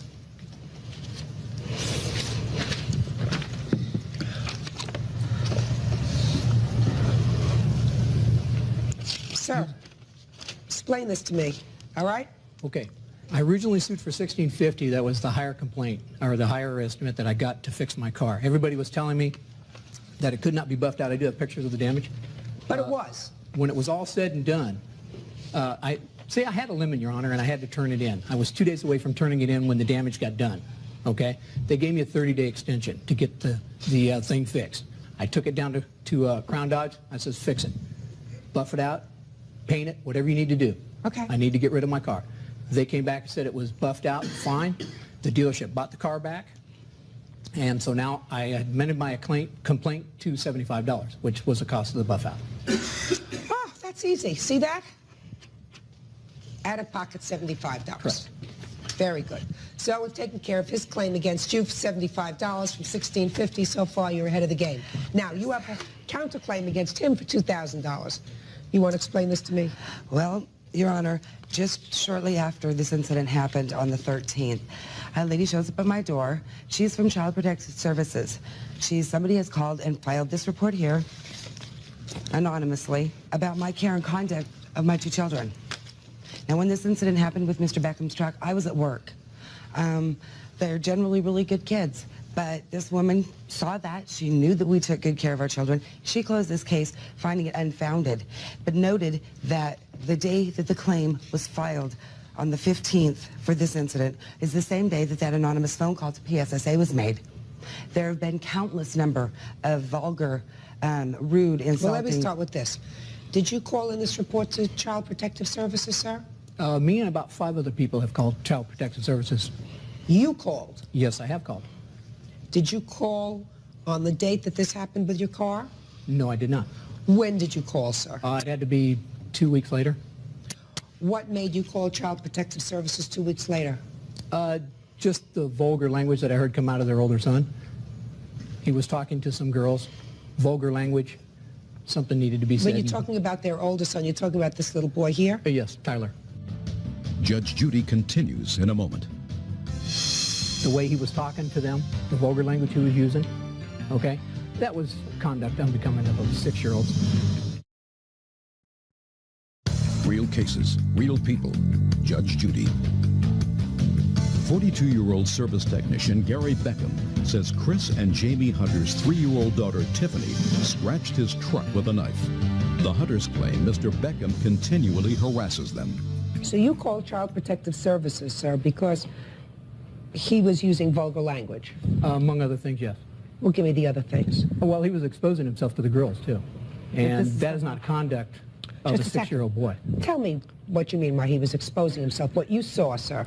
I saw him take himself and show it to these 2 little girls. I even talked to the fathers of the 2 little girls. And the way he was talking to them, the vulgar language he was using, okay, that was conduct unbecoming of a 6-year-old. So I had to let somebody, in my good conscience, I have 2 boys, I have to let somebody know. So I called PSSA. Well, what about the fathers of the 2 little girls? I have no idea what they did. None whatsoever. I'm pretty sure that they were upset. They live right next door to these guys. How many calls had been called into Child Protective Services? This is the only one that you have any note that I know anything about, Your Honor. And Mr. Beckham nor 2 other girls, his father, have never come and spoke to me or my husband. And this is the first we've ever heard of this. So what happened after this? The case was closed. The case was closed and unfounded. It's just a constant and endless battle that we're bad to our children. We're not taking care of them. Just it's been one thing after another, all resolving back to a 3-year-old scratching this truck. And I just didn't feel it was right. Well, the fact that it may not have been right does not make it the subject of a lawsuit. Mr. Beckham. Yes. Let me tell you what I have a problem with, sir. Okay. You know I take child abuse, child neglect very seriously. The fact that you allegedly saw this little boy do what you have described is not child abuse, and it's not necessarily neglect. Okay. It is the kind of thing that a normal person would, if there was a normal relationship between neighbors, result in you ringing their doorbell and saying, this is what I saw your little boy doing. You might want to have a talk with him. And you know, if you have children, sir, yes, you know that kids do that sort of thing. That doesn't necessarily mean that the child is being abused or neglected by his parents. So when you use Child Protective Services for other kind of relief, that takes away caseworkers from doing their legitimate work. That means the time they spent going out on this nonsense, they can't be investigating legitimate cases. That's wrong. Well, you know, Your Honor, when you see somebody exposing himself to 2 other little girls... You're talking about a 6-year-old, sir. Judge Judy continues in a moment. You're talking about a 6-year-old. I let the only appropriate people that I knew, other than management of the trailer park, which... No, you let the right people know about it. You let the fathers of the 2 little girls Correct. know what you had seen. Correct. So that they could take appropriate steps, which means that they could have come to speak to these people. They could have said to their 2 little girls, I don't want you to play with that little boy anymore. They could have taken specific precautions. What you did was wrong. Okay. Pay for your own car. This lawsuit and the counterclaim are dismissed. Parties are excused. You may step out. You go out the back door to your right. Judge Judy continues in a moment. And on the next judge... Keeman versus Tolbert. Step forward, please. Restaurant manager Phyllis Keeman says her employee, 16-year-old Bethany Tolbert, called her foul names and split her head open with a telephone. Bethany claims it was an accident. Order. All rise. Your Honor, this is case number 184 on the calendar in the matter of Keeman versus Tolbert. Thank you, Bird. You're welcome, Judge. Parties have been sworn in. You may be seated. Have a seat, sir. Ma'am, have a seat. According to these papers, Ms. Keeman, the defendant, this young lady, assaulted you at a fast food restaurant where you are a manager and she was an employee. Correct. When did this happen? On December the 26th, approximately 8 p.m. in Cincinnati, Ohio, on Vine Street. How long had you been working at this restaurant? I was a substitute manager, but I had worked there maybe 3 or 4 times. My main home as a manager was in Tri-County. And how long have you been working for this establishment? 2 years, 3 years approximately. And what kind of work did you do there? I was just on a register. You mean you were a cashier? Uh-huh. How long had you been working there? I had worked there for about 3 months, and then I was like on a leave. I didn't work for about a month, and then I had just came back. It was like my 3rd day back. 3rd day? Mm-hmm. Had you met her before? No. So, Ms. Keeman, would you tell me what happened on this day in December? On December the 26th, I was a substitute manager at Hardee's Restaurant, and we always have a main duty of like working on the cash register and secondary duties, sweep the floor, get iced tea ready, and such priorities. I had given her task to do, and she was on the phone. Beth Tolbert. You're her mother? Yes, I'm your mother. And I gave Beth Tolbert her duties, and she was on the phone. I came back a little bit later after cleaning the restrooms and doing some of her chores, and she was still on the phone. And I repeated that she must get off the phone. I thought maybe I'll give her a break because I'm a benevolent manager. And I gave her another chance to please do her duties and get off the phone. She stated she wanted to call her mother, but I don't know who she called. And there was a lot of profanity and a great deal of yelling on front line. As a manager... Okay, so let me stop you right there. Yelling and profanity by whom? Beth Tolbert. And who was she yelling at? Somebody on the telephone telling them what a mean vulgarity word I was, making her do something other than just ring on the cash register. And where is the phone situated as opposed to where the patrons are? The phone is situated by drive-through, and she was on front line. She had to go over and use the phone behind an wall, like, to use the phone. But she was supposed to be on the cash register. That's correct, Your Honor. So she couldn't be on the cash register if she was on the phone? That's correct. Well, after there was a lot of profanity, did she finally hang up the phone? I asked her to please clock out. I gave her a choice. Clock out meaning? Meaning that she should leave the restaurant, and that's all. She would be paid for the day that she could go home. She had a choice, either get off the phone or clock out. So I finally asked her to clock out. I said, if you don't leave, I will have to call the police, because at that point it's criminal trespassing. And we are taught in our managerial duties that you exercise this to the employees, that they do have other duties, and that when they're off the clock they could use the phone, but not when they're supposed to be doing their work assignments. That's my managerial right. And I asked her, I said, would you please clock out? And she went to the cash register to clock out. She said, give me that phone, I'll call the police. And I had it up to my ear and was ready to call the police. And I faked it the first time, hoping she'd shape up and quit the profanity. What do you mean faked it? I called the police, but I didn't get to talk to anybody because one of the employees unplugged the receiver and I was talking to no one. And by that time she said, give me the phone, I will call the police. And I saw her heave back with the receiver of the phone, and I ducked. But unfortunately, I did not duck far enough. And I was hit with the phone up here. I didn't want to get it in the eye, and I saw it coming. And there was blood all over in my... Right in the front of your head? Yes, see the scar. Could you step up, please? My eyes aren't as good as they used to be. Likewise. All right, there's about a scar that appears to be about 2.5 inches long. This is the mark right here that you're talking about? Yes, and it was 3 deep, and I had a picture. Did you see this? Did you see the scar on her forehead? No, I haven't. Well, would you step back, Bird? Would you accompany the plaintiff and let the defendant and her mother look at that scar?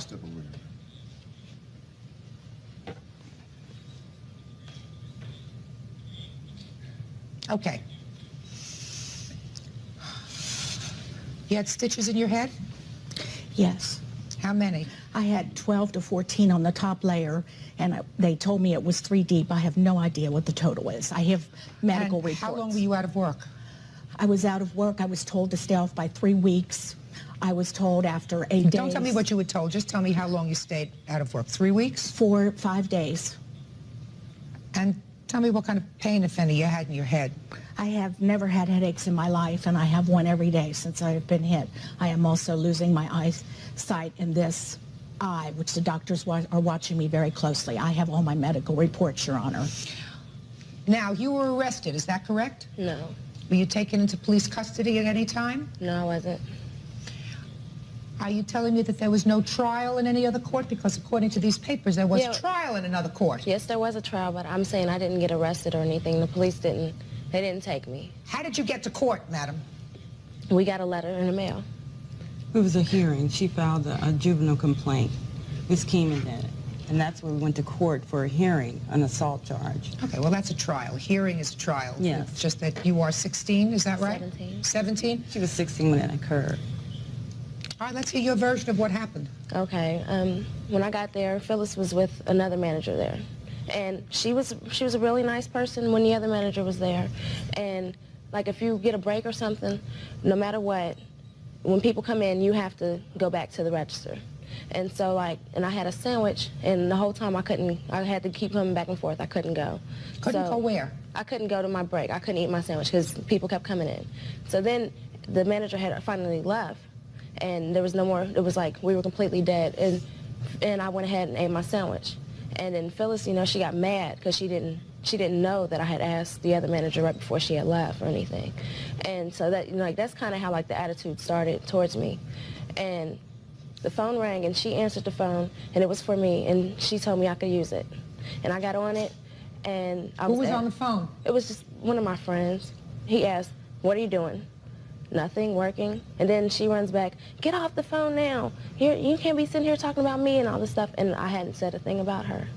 And, I got off the phone, and I was told to sweep behind the counter. So I said, okay. And while I was sweeping and everything, she was over by the bathrooms, just screaming something at us, and we couldn't hear her. And what do you mean you couldn't hear? If she was screaming, how could you not hear her? We could hear her yelling, but we couldn't hear what she was saying. Judge Judy continues in a moment. She's allowed to give you an attitude, madam. She's the boss, applesauce. Real cases, real people. Judge Judy. Restaurant manager Phyllis Keeman is suing her former employee, Bethany Tolbert, claiming she split her head open. Bethany says it was an accident. You said she was screaming at you, but how do you know she was screaming at you if she was screaming at all if you couldn't hear her? No, I'm saying that she was yelling. She was just yelling something towards us when we didn't know what she was saying. And then she came up to the front. She finally came up, and she got directly in front of me, and she screamed it again. And so she screamed what? She screamed to get over and mop this effing floor now. And so I heard her, but I said, "What you say?" Because because I was kind of upset because she was right in my face. And so she said, "Yo, you didn't hear that?" And so she repeated it again. And I told her I was sweeping the floor, and I said, so you really don't have to speak to me that way. And she said, "Oh, I'll talk to you how the F I want to talk to you," and all this stuff. And so that's when me and her started arguing. And so she told me to clock out. And the thing with that job is that on any hour, there's a print off that goes off, and it's 5 minutes before and 5 minutes after, and you can't clock out within that 10 minutes. And it was 8 o'clock on the dot, and I couldn't clock out. And I told her, and so she picked up the phone and said she was calling the police. Then she hung up the phone. She got on the phone and said she had an insubordinate employee and she wanted her arrested, and hung up the phone. That's all she said. And so, I kept telling her, I couldn't clock out. She's like, "Get out of here." She's screaming and everything, acting like I was going to hurt her or something. And I'm 12 feet away from her. So I said, well, look, I said, you need to call them back and tell them that I have 5 minutes, and I'll leave in 5 minutes, because we have always been we were told that we're not allowed to let any managers clock on our, ringing on our registers. We're not allowed to let anybody clock us out, and no matter what the reason is. So I couldn't clock out, and I didn't know her either, and so I said, well, I'll call them. I said, I'll call them back. And so I went and I picked up the phone. The phone was on a receiver. I picked up the phone. She grabbed me and started shaking me. And that's how we were pulling each other like this. And she finally pulled the phone out of my hand, and that's how she got hit. Show me with your mother how that happened. Let's say your mother is the plaintiff. Show me, Miss Tolbert, because that's what you said in your answer. You just showed me this motion that you were tugging over the phone. So show me how she got hit on the top of the head. Okay. She's shorter than me. It's like the way. Use the cup as a phone. All right. Okay, so this would be the phone, and I'm holding it. And I'm pulling it like this, and she's holding me here. Would you do that, please? I'd rather phone. Okay, she's grabbing me here and on my wrist. Mm-hmm. And we're pulling back and forth like this. And that's how she got hit, and she finally pulled it out of my That's hand. how she got hit, on the top of her head? Yeah, she's shorter than me. Uh-huh. Now, you weren't there, is that right? That's correct, I wasn't. Do you know anything about this case? Yes, ma'am. From your daughter? From the testimonies that I've heard, all of them. I've heard the testimony. I don't have to rely on anybody else's hearing the testimony of the witnesses. I'm relying on common sense.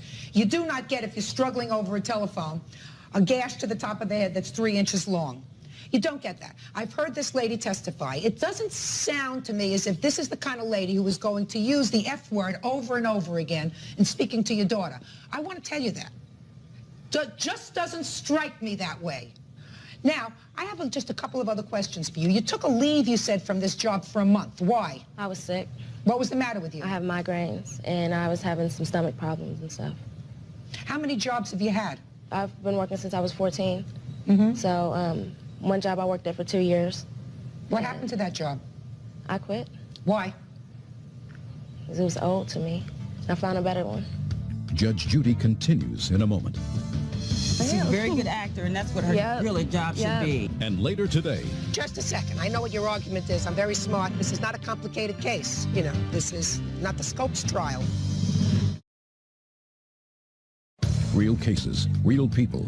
Judge Judy. Restaurant manager Phyllis Keenan is suing her former employee, Bethany Tolbert, claiming she split her head open. Bethany says it was an accident. You assaulted this lady. She was your boss. Let me tell you something about bosses. And your mother, who takes your side in this case, even though she wasn't there, better listen very carefully. Life is sometimes not fair. And when you raise children, you're supposed to raise children to understand that there are certain authority figures. Like you start out when you're a teacher in a school. As a teacher in a school, my mother always taught me that right or wrong, the teacher was right at that moment.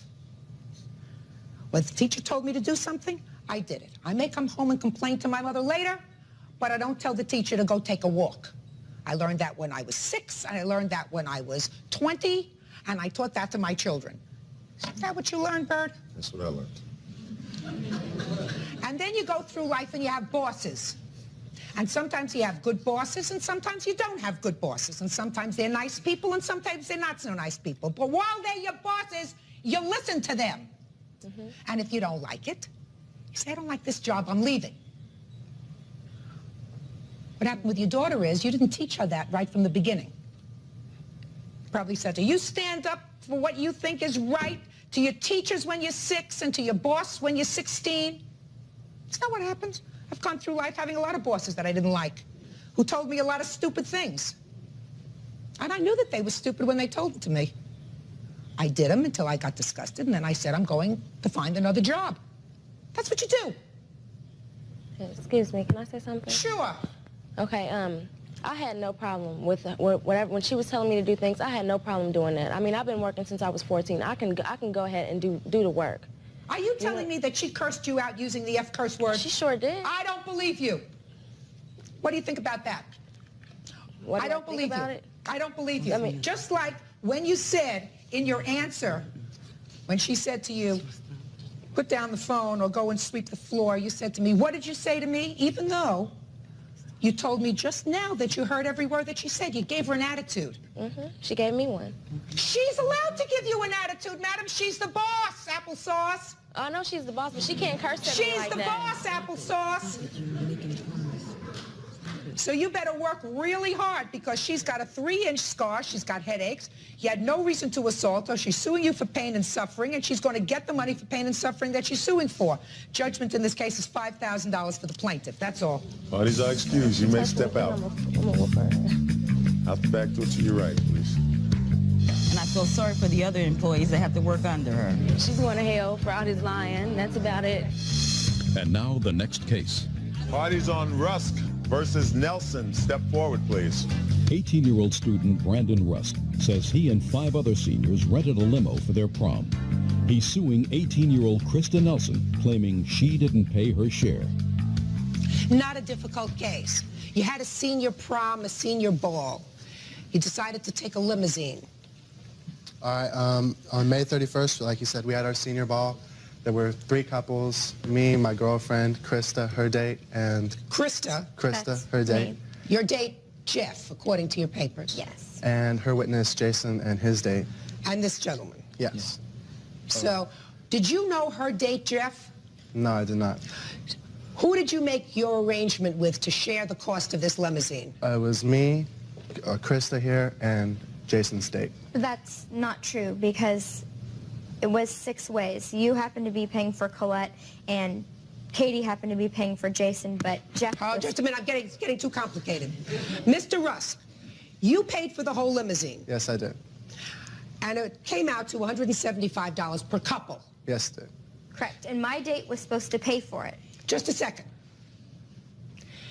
You got your money from Jason. Jason, yes, I did. He gave you the $175. Yes, he did. Your problem is, Miss Nelson says that she's only paying for part of the limousine because she had a lousy time at the prom with Jeff. She's not talking to him anymore. And he didn't pay for his share. Is that the case? That's the case with me, but my argument is that I never knew Just a second. I know what your argument is. I'm very smart. This is not a complicated case. You know, this is not the Scopes trial. When you made arrangements for this limousine, did you speak to him or did Jeff speak to him? I spoke to him. Stop! Say nothing else. Just answer my questions. You spoke to him. Did he ever meet Jeff before the prom? When? Yes. We met at Columbia Pool for a while, and then we went over to Colette's house for a while. He knew, it was clear that Jeff was paying for our portion of the limo. Just a second. The arrangement was that each of the 3 couples would pay, and you made that initial arrangement with him. Is that right? Correct. And then you had a conversation with your date, Jeff. Right. Right. Just a minute. Right. And your conversation with your date, Jeff, was, are you going to pay for this limousine? Correct. And Jeff said yes. Right. And I told Brandon. That had nothing to do with Brandon. You're Brandon, right? Yes. Brandon Rusk.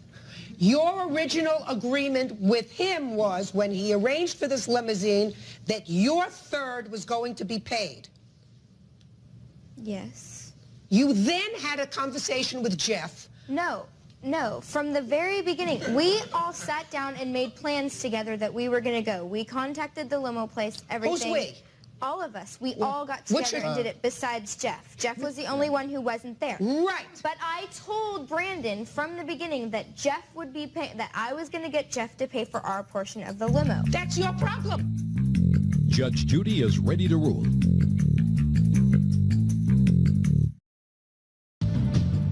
Don't you hear what you're saying, madam?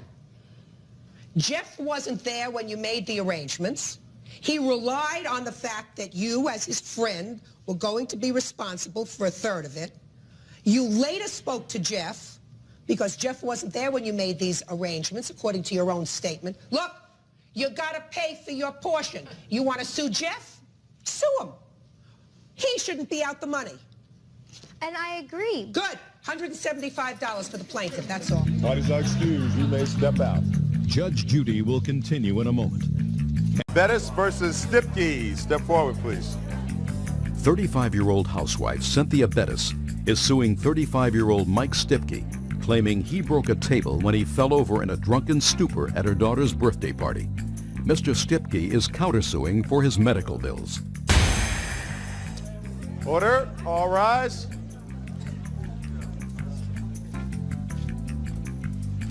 Your Honor, this is case number 269 on the calendar in the matter of Bettis versus Stipke. Parties have been sworn in, Judge. You may be seated. Have a seat, please. Have a seat.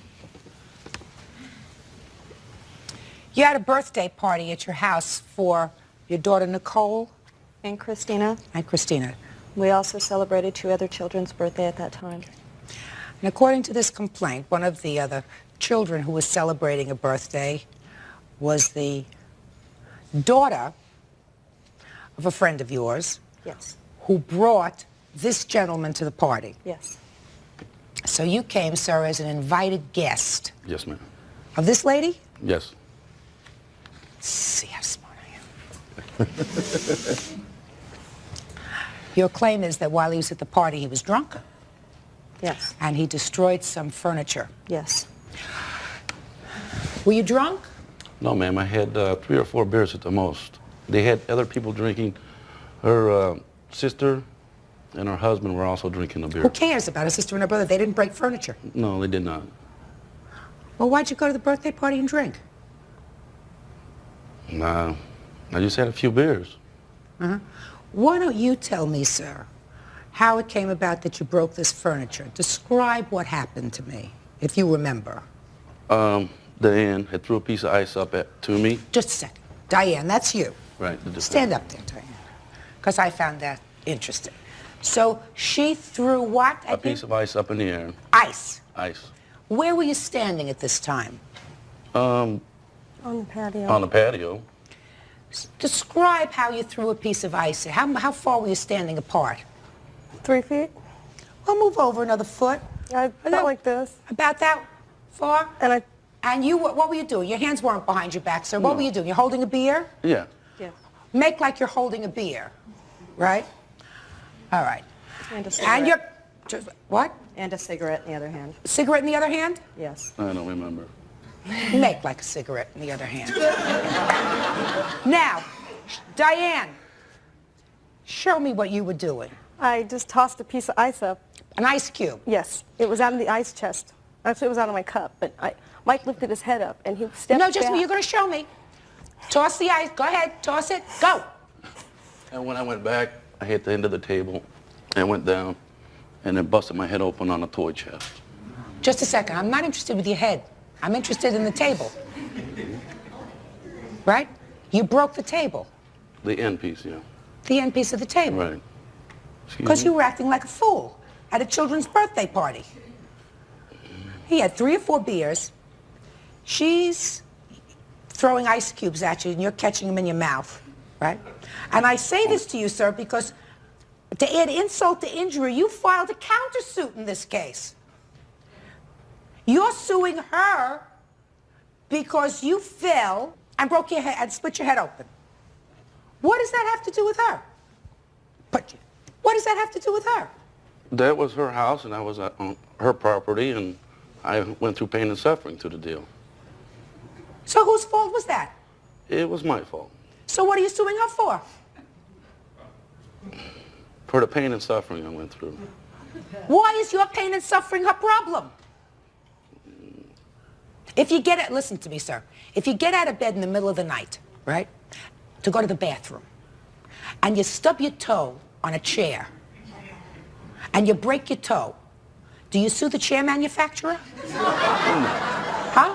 No. No. Now, the table didn't have 3 or 4 beers and move. Right? No. So I'm really trying to understand what was in your mind when you filed this countersuit. Her lawsuit, I understand. Okay. Okay. That was easy. Okay. That was easy. Okay. Is that pretty much what happened? In general, yes. We offered to call 911 or take him to the hospital. He refused. You were No, being... that is not true. Doesn't make any difference. I want to know about the table. Okay. Basically, the table was broke on one side, and he broke a chair. So did you have it fixed? Were you able to repair it? We tried to get it fixed. They were not able to fix the table and the How chair. did he break a chair? He was sitting in it, and when he leant over to get a beer off the table, he broke the chair. You broke the... Well, that happened before the table. Right. You remember that? No, there was no chair broken, no. You don't remember a broken chair? No. There was not a chair broken. How was it broken? You have a picture of it? Yes, we do. It's basically just a little metal hinge that fits into the grooves of the side of the chair. It's a folding chair, little wooden folding chair. And so did you fix the folding chair? No, there's nowhere to fix the metal piece. Did the party continue on after this happened with this fall? Once they left, the party did end, yes. Yes, ma'am. He fell backwards, and I came watching over there, and Mommy and Mommy's friend and Diane, they tried to doctor him, but they rushed him to the hospital. Thank you. Did you have a good time at your birthday party? You didn't. Why not? Why not? It's okay. You can tell me. Tell me your name. Tina. Tina. Hmm? You No, she's all right. She's all right. I won't ask her any more questions. Thank you. Evidently, she didn't have such a good time at the birthday party. No. She does not want me to throw any more parties for her again because of what happened. Why? Because basically she seen him walking around drunk and fall down and shed blood all over at her birthday party. Judge Judy continues in a moment. I was told they were going to pay $50 each Sunday. I did not get any money, so I took matters into my own hands. And later today, I certainly wouldn't make damage in broad daylight with a neighbor walking outside in the street. The police were there, and he fled. real cases, real people. Judge Judy. 35-year-old Cynthia Bettis says Mike Stipke ruined her daughter's birthday party when he got drunk and broke a table. Mike says it was all an accident and is countersuing for medical bills. How much is table worth? About $200. Okay. I have the, a letter from the lady who owns the table. You borrowed the table from somebody else? My in-laws did. They borrowed the table for the party. Okay, well, it has to be replaced. And you have to pay for it. Don't be foolish. I did offer to pay for it. So then what are we doing here? I asked for the money to be delivered, $50 every Sunday, and they agreed upon it, and it never came through. I offered to write her a check in the whole full amount and have Mike pay me back because I live 3 blocks from him. So? I never got that offer. She says, I'm going away for the weekend. I'll call you when I get back. We'll make arrangements to happen. She didn't call. Why don't you just drop off the check? Why should I go over there? She made it clear she didn't want me over there. Why don't you just send the check in the mail?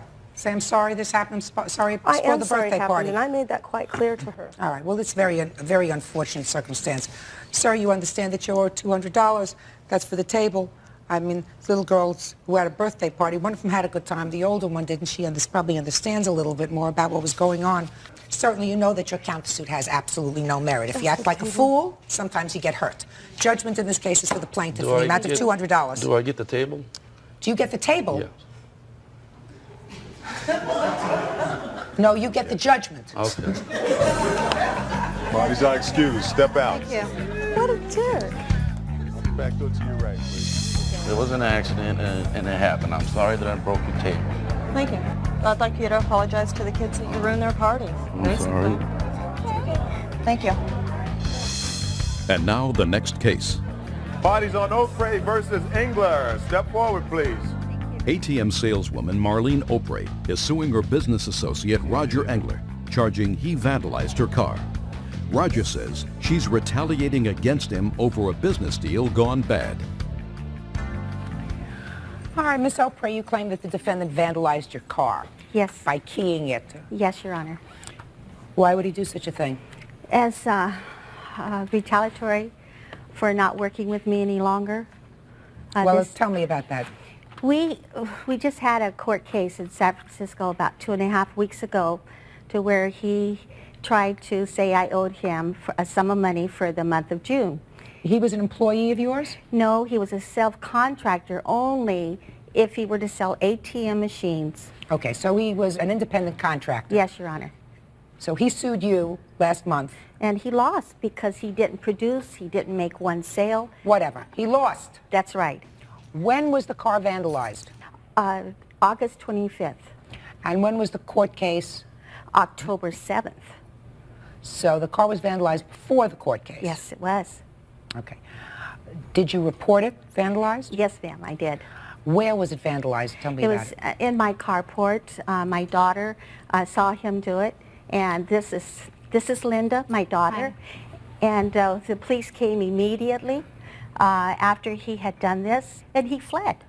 If he hadn't done it, why would he flee from the police? Judge Judy continues in a moment. I have to tell you what he said in our last court case on October 7th when I told him I had 2 witnesses 2 weeks ago. And he says, nobody saw me do it.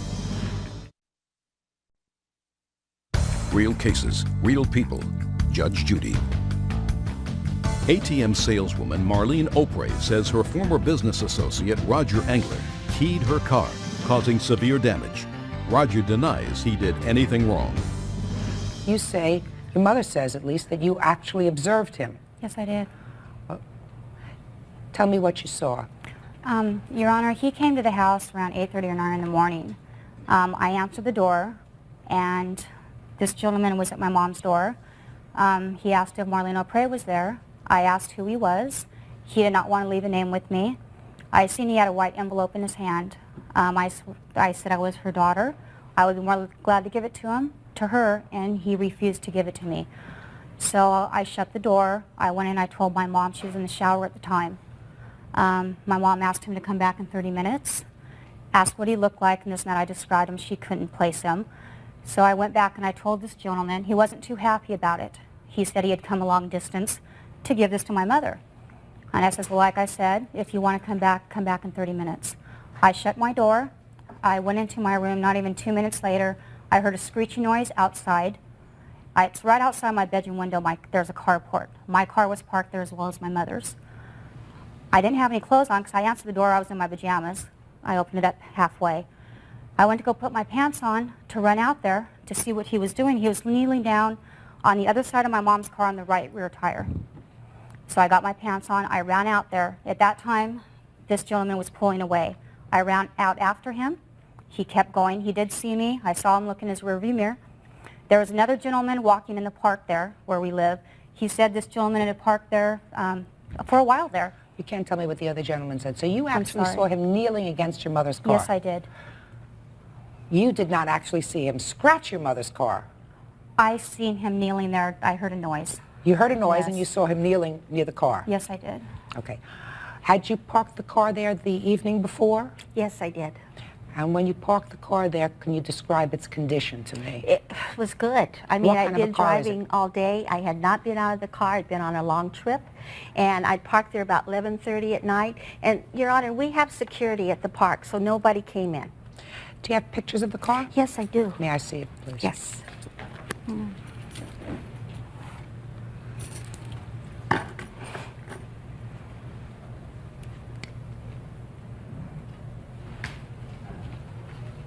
All right, Mr. Ringler, I'll hear you, sir.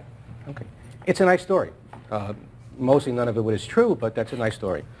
Number one, we were partners. I had letters that showed that we were business partners. We had gone on a number of trips together. We were supposed to share income and so on. I'm not interested in the other lawsuit, sir. No, I you understand. lost the other lawsuit. I'm just giving background. She owed me money. She kept on promising she was going to pay money. And then all of a sudden she was disappearing and she wasn't returning calls. And she wasn't returning calls. We had been in for 3 months on the phone every single day, once, twice, sometimes 3 times a day, many times. I'm not interested in that. You went to her house at 8:30 in the morning. No, for what purpose? First of all, it was 9:30 in the morning. 9:30. Okay, there was. For what purpose? For what purpose? I went to give her a letter in her hand saying we dissolved the partnership between us. And that's what I went to deliver. Her daughter came to the door. She was dressed. The door was open. She said, who are you? And I said, I just came here to give your mother a piece of paper. She said, let me go back and find out. She came back and she said, my mother's in the shower. Can you come back in 30 minutes? There was a gentleman walking in the street that we exchanged pleasantries. That was the extent of it. Can I see the police report, please? Yes, ma'am. As far as I can see, it's simply retaliation. It's whatever she can do. Nothing to do with me. I see the police were called, sir, on that day, on the 25th of August. So it's clearly not retaliatory because you evidently did not proceed in court until October. Your judgment wasn't until October, the judgment dismissing your suit. She made this complaint the very day of the incident. Okay. First of all, her car has had many damages on it that she's never repaired. I can't testify as to what scratches and things she had on that car or why she did what she did. This is a key mark, sir. Okay, but it could have been there. I mean, this is a key mark. It was not there. Here. Okay. Show him. It was not there. Okay, it's a key mark. You know, but that doesn't mean that I had anything to do with it. It could have been there. I could tell you that she had damages on her car that she's never repaired, and she's using it as an excuse. You know, if it was vandalism, as she claims, then in fact, from what I understand, it's a criminal act. Why didn't the police come, call me, do whatever they want, arrest me? There's no logic. Your Honor. Let's see. Just a second.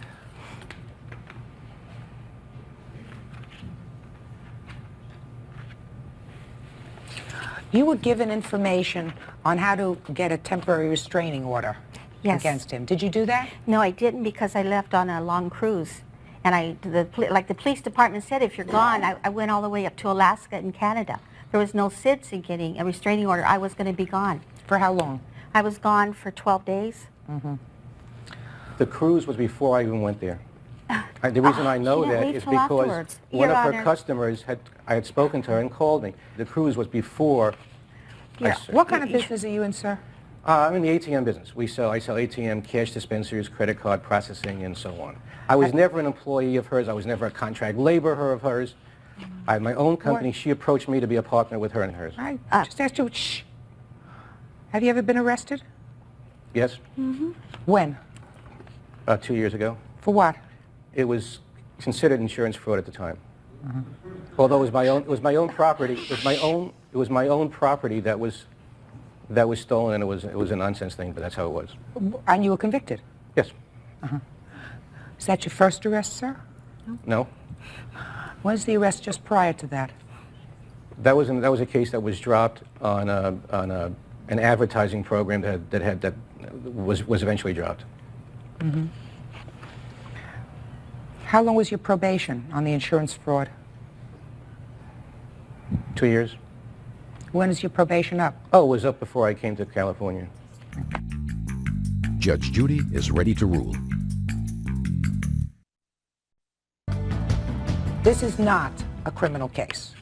Criminal case, the burden of proof is proof by beyond a reasonable doubt that an act was committed. The quantum of proof in a civil case, and this is a civil case, is more evidence than not, what we call a preponderance of the credible evidence that an event occurred. So I must make a determination based upon common sense and based upon what I've heard, whether I am satisfied by a preponderance of the credible evidence, that is more evidence than not, that you did in fact key her car. I'm satisfied. So you have the estimates for the damage? Yes, and it's already been taken care of.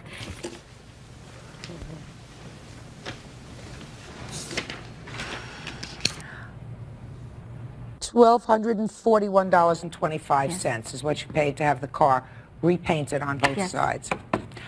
Judgment in this case is for the plaintiff in the amount of $1,241. That's all. Parties are excused. You may step out. Thank you. Judge Judy continues in a moment. And on the next...